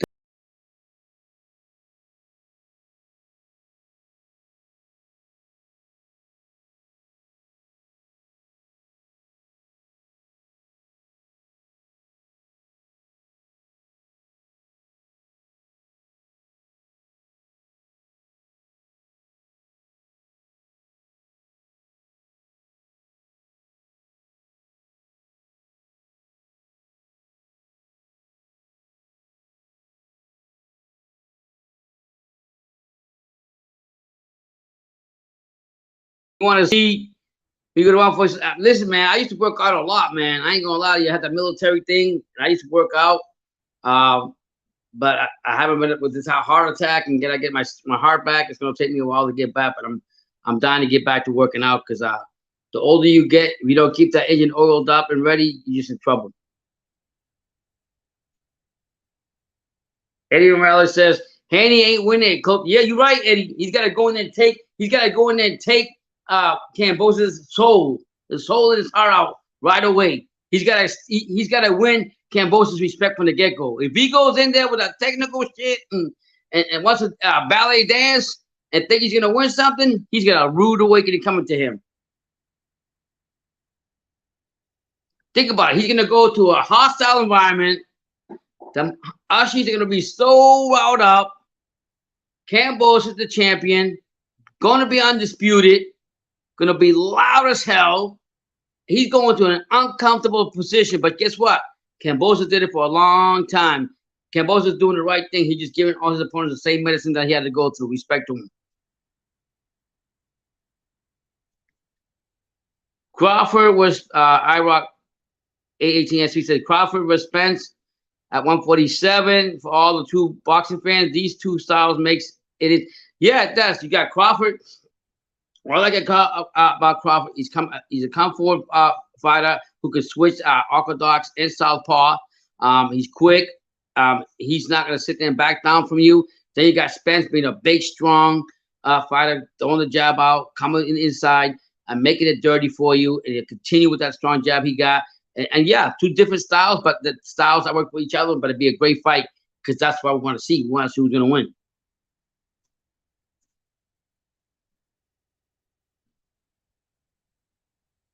One says, I don't see Haney pulling out the bedroom, John. He said, John Collins says, I see Haney pulling out before fight. You think so? No.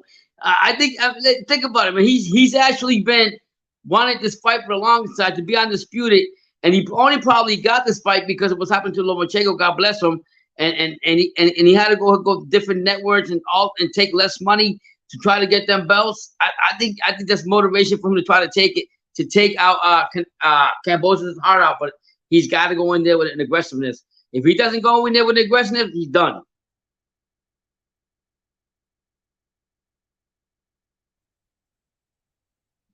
No, you're right when I said you're absolutely right. When you start exercising and working out and eating right, it's never too late. I've seen people on Instagram, 64 years old, doing pull-ups and everything. You're right. Me, I gotta get used to this. Like I said, I got it right here. The monitors right here. It's like a thing. You feel it in your heart. You feel that thing right here by your heart. I got to get used to that. And when I go to the doctors in a few weeks, they'll let me know what I can do, what I cannot do. Yeah, that is so, to me, that is so disrespectful. I agree with you, John Collins. How can you put Cambosis after he went through? He beat the man that was supposed to be the man in Teofimo. I beat him to a pole, and then you got him on an underdog in his home backyard. If you don't think that's more ammunition and more self-esteem and fire inside, Cambosis to come in there and prove the world wrong and make it harder for Dave Haney to come in there and fight. You're gonna find out fight night.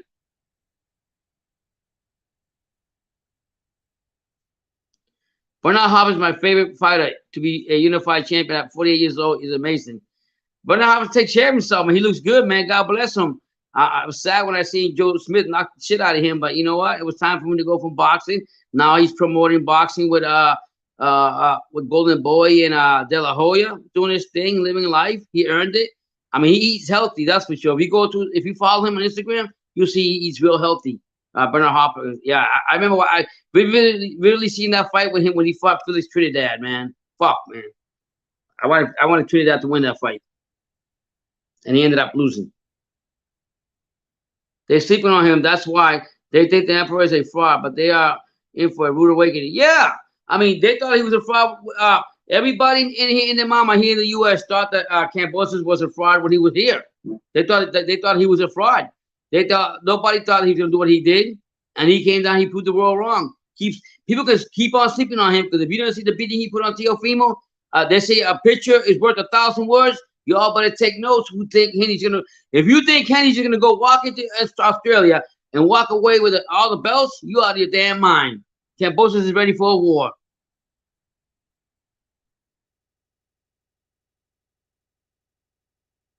You're saying Crawford beats him out. You're talking about in the 147, 154, 154, 147. John. John said, wait and see. Okay. Crawford should fight Caleb Plant. Man, he that good. Crawford weighs 170 pounds. Let's make it happen. I mean, Crawford, if he's walking that weight, if that's his weight, like when he's not training, why not? I mean, if he's willing to go to 154, yeah, that'd be great. Look at what's his name? Errol Spence. Errol Spence is, from what I hear, is like a 180 or what 170 fucking dude until before he makes weight and stuff. I mean, I'm saying, but when he's not training, so why not? You know, the sky's the limit. I think if Crawford just sit there now with that lawsuit going on, with him and Bob Arum. It slows a lot of things down, but he's got to do something. I have a heart condition. Eat keto diet. All right, man. Keto diet. I'm gonna look into that. Like I said, basically, I just have the. I had a heart attack, and to put a thing in my heart, whatever, it saved my life. I had it's called a widow's heart attack, which basically meant that if I didn't make it to the hospital, I would have been dead. That's how massive it was. So I have to watch my. I got the motorized thing. I got a battery. They got to change every 8 years or something. I have a monitor on my phone that constantly lets me know how the battery is doing. So I'm gonna look into that. I appreciate that, John. That's why they call you the champion.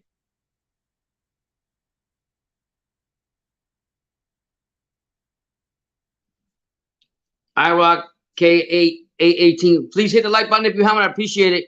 If Haney loses to a close decision, I will respect him. No other young 135 fighter making moves like that. Teo did his thing, but it didn't last. No, you gotta give respect to what he's done. He's actually had to get out of his comfort zone to get what he wants. He's taking less money, which is hard for him, right? He's got to go overseas not once, twice to the backyard of the champion Cambosis if he stays champion, and then he's got to go ahead and do it. You're right, he's got to do it, but that's what you got to do in America. America is about opportunity. His opportunity was going to be like that, or he was not going to get the fight. So he had to do all that. Now, with that being said, now that everything is signed, sealed, and delivered, now he's got to go in that ring. He cannot sit there and play with Cambosis. He better not take Cambosis lightly. He's got to go in there, be aggressive, and get Cambosis respect from the get-go. If you sit there and play a technical game with Cambosis is going to tear you apart like it did Teo. And I'm going to say it again. Teo, to me, is big. Teo is a big dude. That's why he had to go to 140. The same way that Haney's a big dude that had eventually got up to 140 even after he wins the belt. So Teo's got to, Haney, I just pray that Haney to God go in there and have that mentality that you're going in there, you need to take his soul, take everything out of him right off the bat. So you not only to take him out, take the fans out, and that's not going to be easy. One that says, I remember when Trinidad was the favorite and he got folded. Man, he got folded like a motherfucking chair, man. I was watching that fight, Trinidad, when he was fighting against Hopkins, man. I was sitting with my son who was watching it. I was a big Phyllis Trinidad fan. And you know who reminds me of Phyllis Trinidad a lot right now? My son keeps saying me that. The more I see him, the more I like him. He's a strong finisher and everything. Zayas. And the size. Keep an eye on him. Reminds me a lot of him.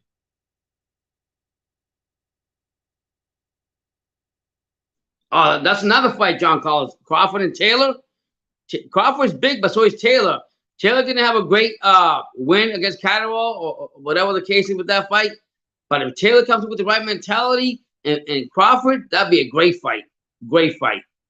You get your money worth in that fight for sure. I have. Oh, you do? Yeah. Oh, you do. No, I had. They put a stem. They put a stent in my heart first.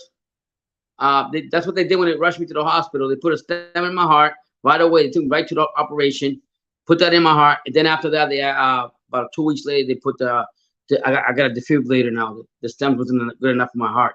That's how bad it was. So I'm glad to be alive and talking to you guys boxing. I gotta take it easy when I don't take it easy, when I get crazy, because this thing is, from what I see, it can knock you down if you have like a bad thing or whatever it is. So yeah, stems are okay because stems actually flow the blood to your heart a lot better and everything. But for me, it was more serious than that. So yeah, it's a big life-changing thing. Thank God I'm here today. Thank you, John. I appreciate it for everything you told me. Why not Canelo fight a heavyweight? Pops, he gonna fight to O'Brien to become a 6th division champion.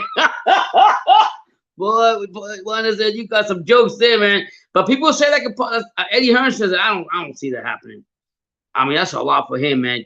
Think about it. Every year you're jumping up and down weights for your body, all the changes and everything. It's not that easy to do. Mind you, just keep your weight in one division.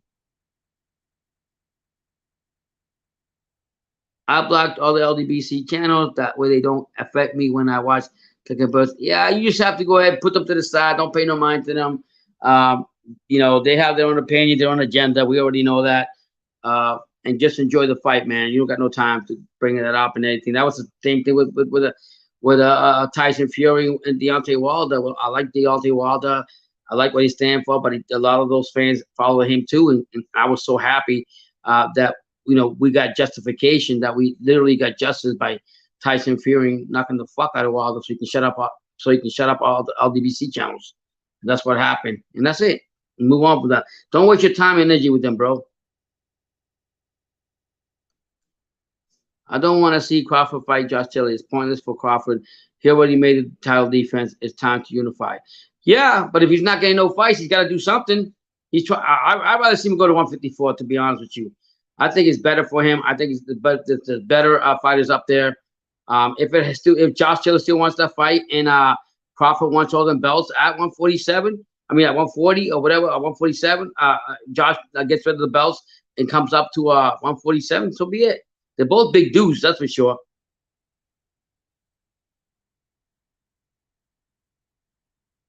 All right, watch Dr. Bird. You will be YouTube. Okay, he will tell about keto diet for her heart. Okay, thank you, John. I appreciate that so much. I'm gonna check that out probably tomorrow. I do watch my diet. My wife keeps me on strict stuff, so I've changed a lot of things. But sometimes you gotta live life, man. I don't care. I gotta enjoy myself too. And I'm not saying I go crazy, but sometimes I just cheat a little bit. I have to. Remember, Pop, when Haney was dominating Linares to 9 rounds, Haney tried to knock out Linares and he got rocked. Haney's going to try to outbox him both in Australia, which is a dumb move. Well, he's got to come up with a game plan. He can't just go in there. But what I'm saying is I don't want to see him be a real technical fighter and expect the fight to be close and the judges going to give him the decision in Australia. That is not happening. That's what I'm trying to say. You cannot leave it in the judges' hands.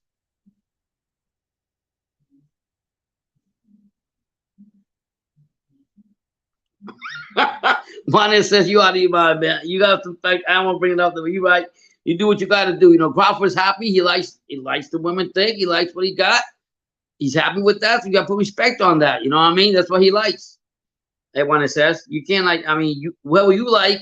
People might think it's not that all that, but you have to go accept what it is. MAW, what's going on, man? We were talking about Danny Garcia, what he should do at 147, or should he go to 154? We're talking about Crawford. Should Crawford go to 154 and fight up there with Jamel Charlo or the big dogs over there? Or should he stay at 147, wait for Josh Taylor and just fight him? Or should he fight Keith Thurman? Is Spence going to fight Bud Crawford after he fight? If he beats Ugas? All these questions we need answered, Is Garcia don't want to fight Boots Ennis wanted to fight him. He said, no, you have to make your own legacy to the Boots Ennis. That's basically telling me that he don't want no part of the other Philly fighter like Boots Ennis, but he did give him credit on that. So yeah, so that's what basically talking about that. Whether it is, Garcia also came out and said that he wanted to fight. He wants to Mikey Garcia, Conor Ben, Keith Thurman, and then I like the idea of Ben Shalom from Boxer in the UK. He offered to fight Cal Brook. That'd be a great fight, for him. He's gonna make big money either way. He's got money anyway, so why not do that?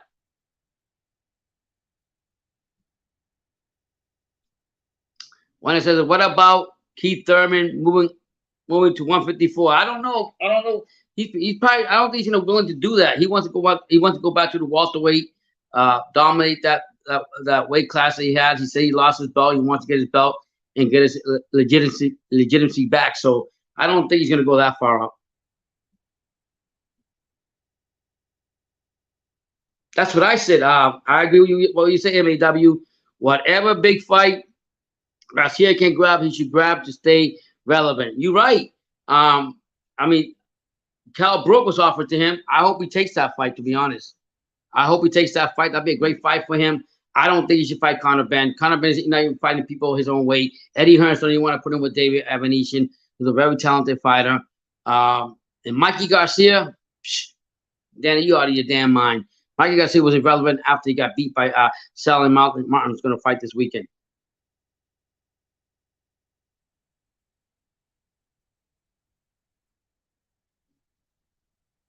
Eddie Morales says, be honest, Pops. Do you think Canelo is on the juice. What do you think? I'm gonna say like this. Uh, all the history says what they say about him. So I'll leave it at that. And bias history, you already know my answer. You know, it doesn't matter what I say. All everything with the the the testing Vada and the other one, it's all bullshit. Everybody's corrupt in their own way. So yeah, I wouldn't doubt it.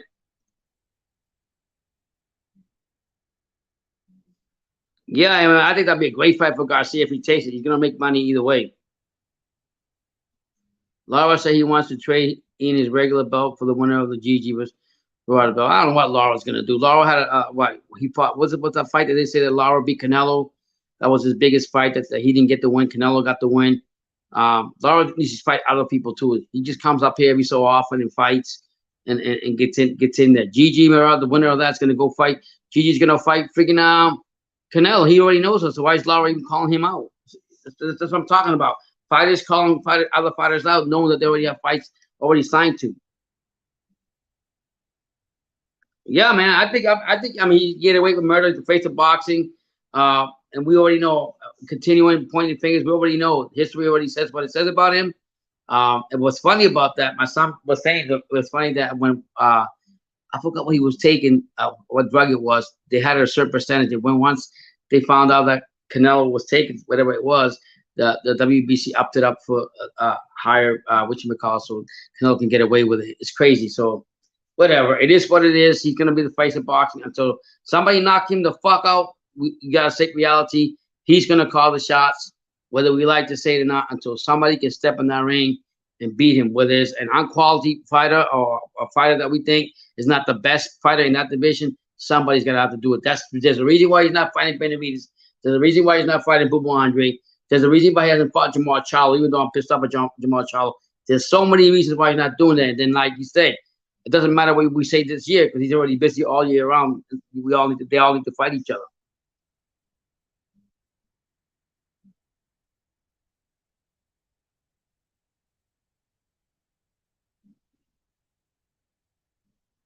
Well, they have the I forgot what the bridge weight goes up to. I forgot if it's up to 200 or between 200, or I forgot the whole thing. Get the bridge weight, and then you got the heavyweight now. So that's pretty much it's pretty big. 112, 118, just the light fighters that can't make. Those are the light fighters against they're not gonna go no further than that. And to be honest, the lightweights are the best fights to see. The 108s, the 110s, the 112, those are the ones you want to see.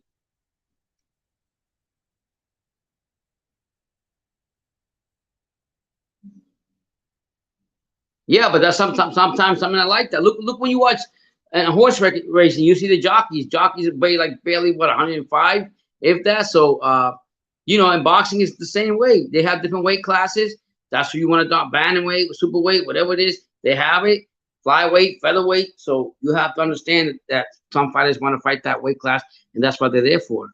You know. So I mean, we can't change what's out there. We just got to deal. They got the bridge weight. I don't like that bridge weight thing. That's the thing. I think that's the WBC that has that whole weight class. I don't think the WBA, WBO, IBF, or IBO even have a weight class to that. So John Collins, Fury's gonna wipe the floor with Dylan White.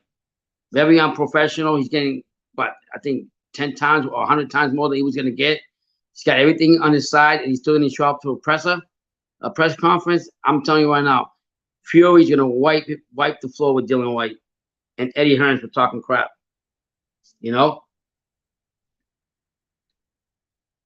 So those. Like I said, Fury's gonna take care of business. Usyk is back training with Joshua. I kind of wish that Usyk didn't come back. Not that I wish that he stayed in the war, because I really wanted to see Wilder was gonna come back from his trip or whatever he's at and come back and actually decides to come back to boxing. And I would have loved to see Joshua get a tune-up with Wilder, which that'd be a great fight. I would love to see that, because I won't even know if I pick up Joshua to win that fight. Yeah, John. I think Fury's done with dealing White hype shit and all the crap he's been doing, and listening to Eddie Hearns. I mean, it's even ridiculous what Eddie Hearns says about him. About he's one of the best. He's got a good left, and Fury needs to worry about that. Fury got nothing to worry about, nothing. Fury gonna knock the shit out of him. What's gonna happen? When it says, I think Bridger makes sense. These are big boys. I just find 3 pound difference is stupid. It's normal to you because it's been around. You just need to wait 40 years and Bridger will be normal to you. Yeah, whatever it is. I'm just saying in general, what I'm betting at, if they have those weights, they have them for a reason. Uh, that's what you ask. You can't ask me that. You ask that to the section bodies. Me personally, if you're a 105 fighter, that's all you can fight 105, and you can't get no more than that. You can't get no more weight. So you fight 105. You can fight 110, 115, 112, 126, 130, then you go. Yeah, it's gonna be lights out for Dylan real quick. I'm telling people don't understand. Fury's frustrated with Dylan White and with Eddie Hearn. He gonna make a big statement with that. And I was going backtrack to what I was saying. I wish that Wilder would come out from that trip before Usyk decided to come back. I would love to see Joshua and Wilder fight, but it didn't happen. Then you got you got the Ruiz Jr. fight supposedly with King Kong Ortiz. That's gonna be a good fight. I like to see that.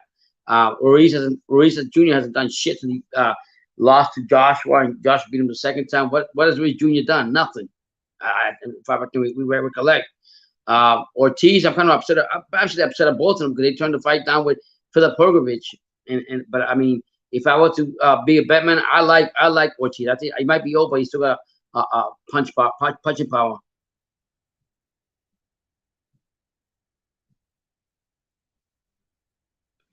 MAW, the WBA elevated Murata. WBA could elevate Lara too after GG beats Murata and likely vacates and retires of Canelo team. Yeah, I mean that's the problem with the section in bodies. They have fucking too many double standards on a lot of shit. Nothing's ever set in stone.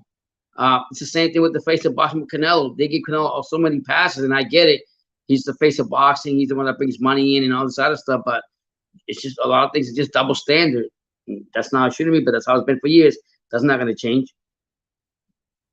When I said that Dylan White got dropped by the WBC Bridgerweight champion Oscar Rivas, was gonna kill Babbitt. Yeah, Babbitt is crazy. I like Rivas. I think Rivas will beat him. MAW says, hope other sanctioning bodies don't accept Bridgerweight. Got enough. I don't like it. I don't really like that at all, to be honest with you. I don't even know why the WBC even made that friggin' weight. But because if the other section wires is disappointing, why are you going to come up with something? But that's what the WBC does. They come up with their own ideas, their own 100 different freaking belts. It just causes a big mass confusion, if you ask me. Fury will be going all out for KO. Yeah, Fury's coming to make a statement. I mean, he got tired of Dylan White. Dylan White got everything he wanted for this fight, got all the money in the world for this fight, and he still didn't show up for the press. Who does that? Eddie Hearn just went along with like an idiot. I swear to God, Eddie Hearn, he should be embarrassed, but he's not. So I guarantee you, Fury's not going to waste no time with Dylan White. People say, "Oh, watch that left. He overhand left that he got." That ain't gonna face Fury. Dylan White's gonna tire after the first few rounds, and then it's gonna be good night. Bye bye. I'm telling you. Robert Sanchez says, Cambosa's turning into a bitch. Well, to be fair, we heard fucking Teofimo and his dad, two bitches, no disrespect, but I'm saying that's why they were talking and stuff for like almost a year without doing shit and constantly talking. When you get to that point where you worked all your life to get where you're at, and you had to do it the hard way, you had to go to everybody's backyard and do everything and do that, and you went and you got 3 of the 4 belts that you need besides the Ring Magazine belt, then you can talk all the shit you want. And yeah, you can say, oh yeah, he's overhyping this and he's hoping up in that and he's calling the shots and he sounds more anal. But then again, look at Teofimo and what his dad did and other champions that have the belts. They talk a lot of shit too. So why can't he? Why can't he just enjoy the moment? You know, that's what I'm saying. I don't think he's a bitch. I think that he's just talking his shit. He's just gonna get what's paid, what's due to him. Nobody gave him any respect, so he had to go out there. He's gonna do it, and he's gonna call the shots. That's what happened in this case with Haney. Either you're gonna do it my way, or you're not fighting me. So what? They did it to him. He had to go to New York and fight this, and he had to go to other places in the backyard and do it. So why can't he do it to him? I know what you're saying because I was getting upset about him when he's saying a lot of stuff.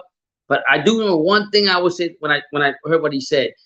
When Haney and him met in Las Vegas, right? Haney said to him, when his dad said, Haney Senior said, "Hey, let the boss man talk."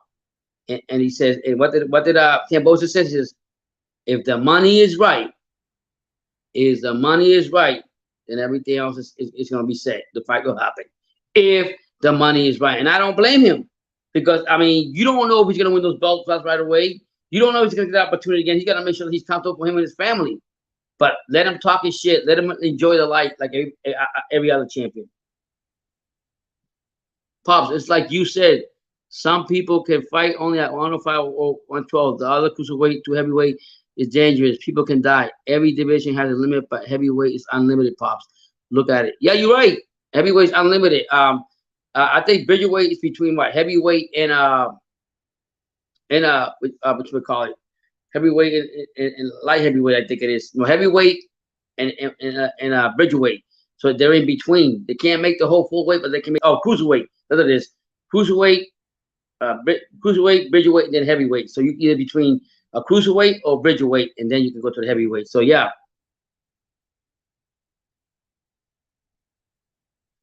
Well, back in the day, you only have 4 fucking belts.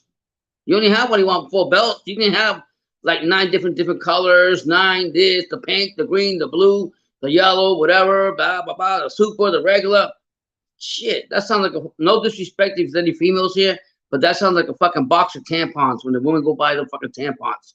You got fucking regular, you got the super regular, you got the super, you got this, you got that. The same thing with these belts. Also, fucking big cluster, a big mass confusion. Back in the day, you had the WBC, WBA, WBO, IBF, and IBO. That's it. It wasn't all this other in between bullshit that we got now.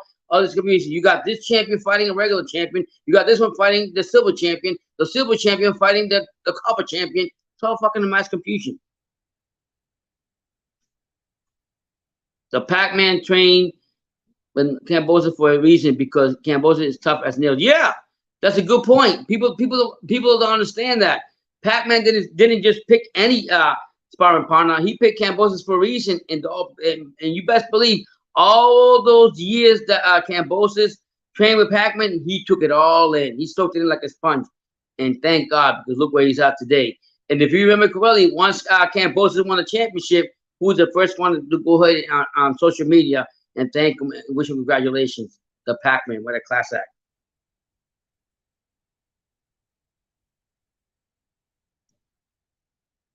You see, one SS says,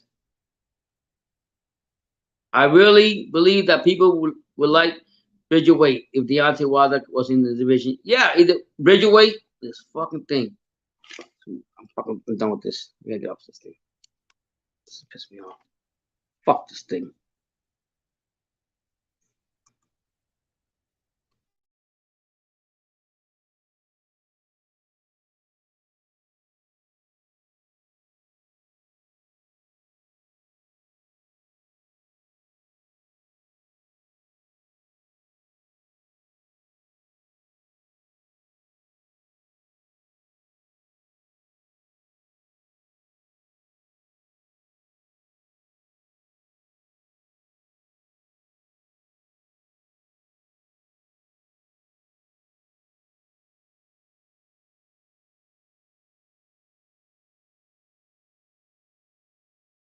What I was saying, Bridgerweight, that'd be great if Deontay Wilder came back. Somebody else was saying about if he came back, that'd be great for him to come back and actually dominate. So we just have to find out about that. Oh, John Collins got with a prediction. He said, "You heard it here first. Cambosa will knock out Hype Haney easy, easy money. Woo! He cashing in on that big money. Woo! Yeah, man. Talk the talk and walk the walk. They don't call you the gambler for nothing. You know what you're talking about. So all I'm saying is, if Haney don't come in there and put a tough fight up, he ain't winning this fight. If he don't get Cambosa's respect from the first sound of the bell, he's done." Tyson Fury got to approach White differently because White dangerous shot, short to mid range. Coming in heavy might be bad move for. Yeah, You're right about that. He is. If you get closer, he got that left. That's what you got to watch out for. That left punch he got. If he throws that left and catches you, it could be night night. But I think Fury's too fast and too quick for that. Even come a little bit weight. John Collins says Cambosis is a freak training, and he will have improved more since Teal's fight. Yeah, I mean, like I've been saying that. I say when you see this guy win his belt and he's not celebrating, he's back in the gym right away. He's got that old school mentality, just like Tim Tszyu. I like Tim Tszyu when he came in, and I watched his interview and the way he carries himself, what he's talking about. He doesn't care about the flash. He doesn't care about the media. He cares about going in the ring. I mean, in the gym and doing it the hard way. And I think the same mentality that Cambosa's got, Tim Tszyu has got it. If Cambosis lands some of those punches he landed on Tio, I honestly think he has enough to people. Yeah. And not to take it away from Haney. Haney's about as big as Tio. That's why they got to move up. But I mean, do you see what Cambosis did to Tio's face? Do you guys see that? It could be worse this time because, like you say, Cambosis is a freak of nature. He works. He's a gym bunny, and he's gonna make sure now that he got the belts, more reason for him to be in that gym working twice as hard to make sure those belts don't go nowhere. So that's what I'm saying.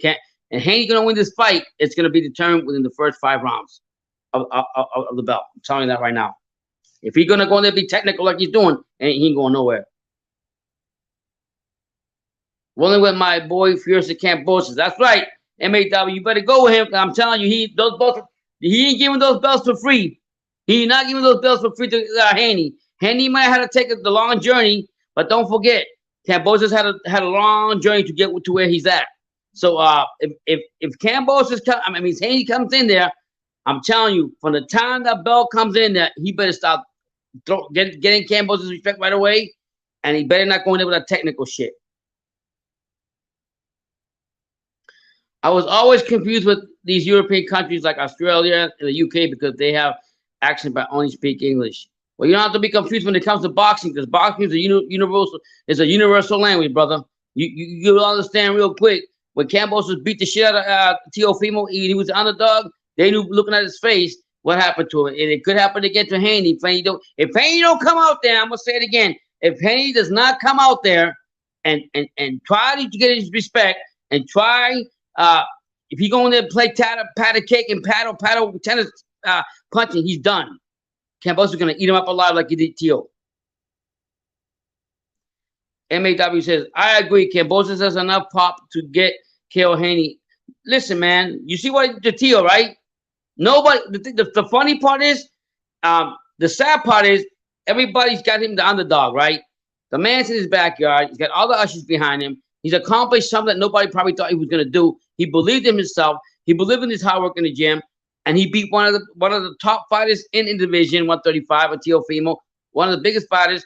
And all he did was Teofimo was just all talk. Became complacent. At the end of the day, what the Cambosis did, he did his fist did the talking. And look at Cambosis. Look at Teofimo's face. I'm telling you right now. If Haney goes in there, Haney, if you're watching this, Haney Senior, if you're watching this, you know I love you guys. But if you go into that fight, tittle tat, and want to be fucking technician and all that shit, that ain't gonna happen in Australia. You're gonna get your fucking ass whooped, and you're not gonna win that fight. If you keep the fight close, Haney, you ain't winning that fight. You're not winning that fight. Cambosis this ain't free lunch. He ain't gonna give you shit free. You have to go get it.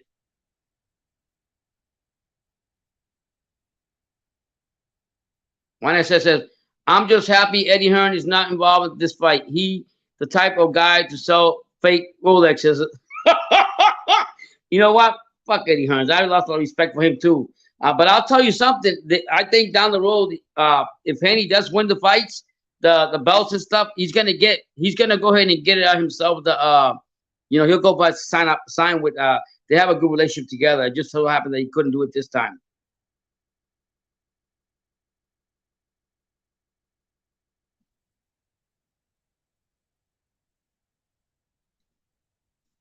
Pop, you're going to be shitting all over that couch on June the 5th. I'll tell you that.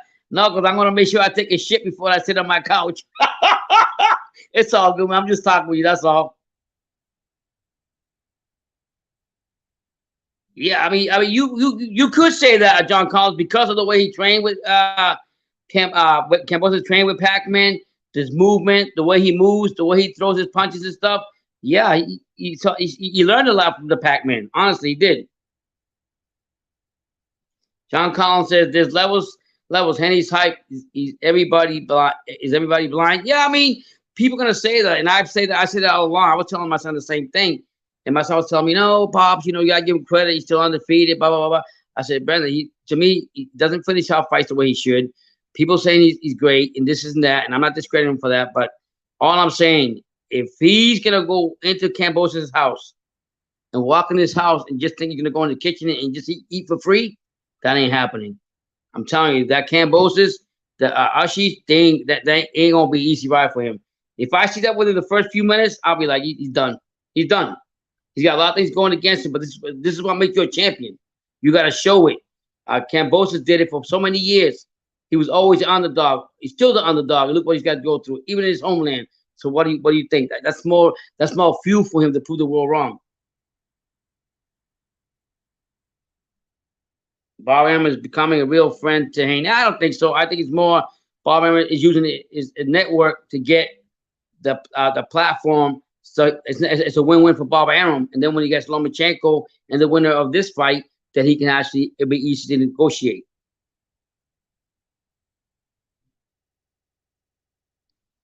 Haney's gonna learn. He got that grandest he got that grandest stage. He's not fighting on a silly app. He's fighting on ESPN where the Marlins lose. Oh, I thought you didn't go there with the Marlins, not the Marlins. Hell no, one that said you tripping, man. But yeah, bottom line, he's got to come in here and take care of business, or like I said, it's not gonna be good for him. That's all I'm gonna say. I'm gonna leave it like that. I'll stay for a few more minutes. It's been a real slow live. I really appreciate everybody that's been here, making at least conversation with me.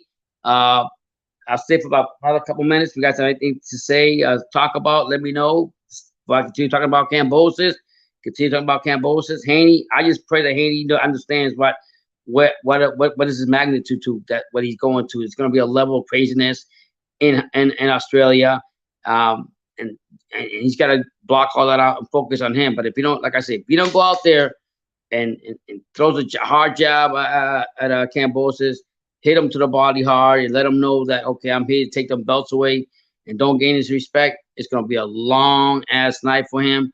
And y'all better take notes. You might see another repeat of Cambosis putting an ass beating on Haney like he did Teofimo. Don't mark my word, but that could happen. Anybody else got anything else to say? If not, I'll probably come live tomorrow again. Hopefully tomorrow's live will be a lot better than this one. I thank everybody for being here. I appreciate it. Your comments are important. Thank you, John Collins, for the advice and everything. You're the gambler, John Collins. Y'all better listen to what John Collins is telling you all. He won't lie to you about this one. Haney, good luck to you. But I'm telling you right now, the kangaroo from Australia, he's gonna be jumping up and down, beating the shit out of you because he's gonna win that. I'm telling you that now. Oh wow. You still think he's gonna pull out, John, for real? You think something's gonna come out where he's gonna get scared and pull out of that after all the negotiation and everything? Yeah, take care, MW. Appreciate it. He might be back tomorrow. I don't know. I can't never tell you because when I do tell, he doesn't show up, and when he does show up, so I just have to wait when he shows up. I know I'm not him. I do the best that I can. You guys help me out. I appreciate that, and it's all about love and talking boxing. Yeah, have a good night, Lance Meyer. Thank you for being here. God bless to you all. Tomorrow I'll be back, same time, same station. I greatly appreciate all the comments, and have a good night.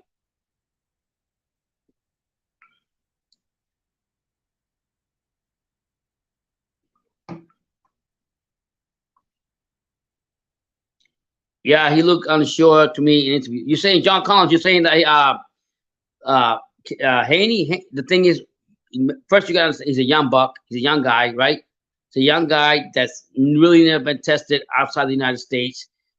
He's going to an hostile environment where he's got to go ahead and kick somebody's ass which is not going to be easy to do. So he's starting to feel it now. He's starting to see the reality sink in. Whereas Cambosa's already been through all that. He's already been through all that shit. So I give the A side to I got Cambosa. I like to see Haney win, but I think Cambosa's not going to make it easy. Anyway, guys, I'm gonna let you guys go. I'm waiting 2 minutes, seconds. I'm crash out. Not crash out, but I get off the thing. And tomorrow, hopefully, I have a better live than I had today. But any live is better than no live. Without you guys, I wouldn't have anything here. So thank you again. God bless to you all. Keep supporting the channel. Go check out the new content Brandon got out there of Ugis. Go watch the Ryan Garcia videos. Anything you guys can do to support the channel, it's a big plus for us. God bless you all. And I'll see you tomorrow.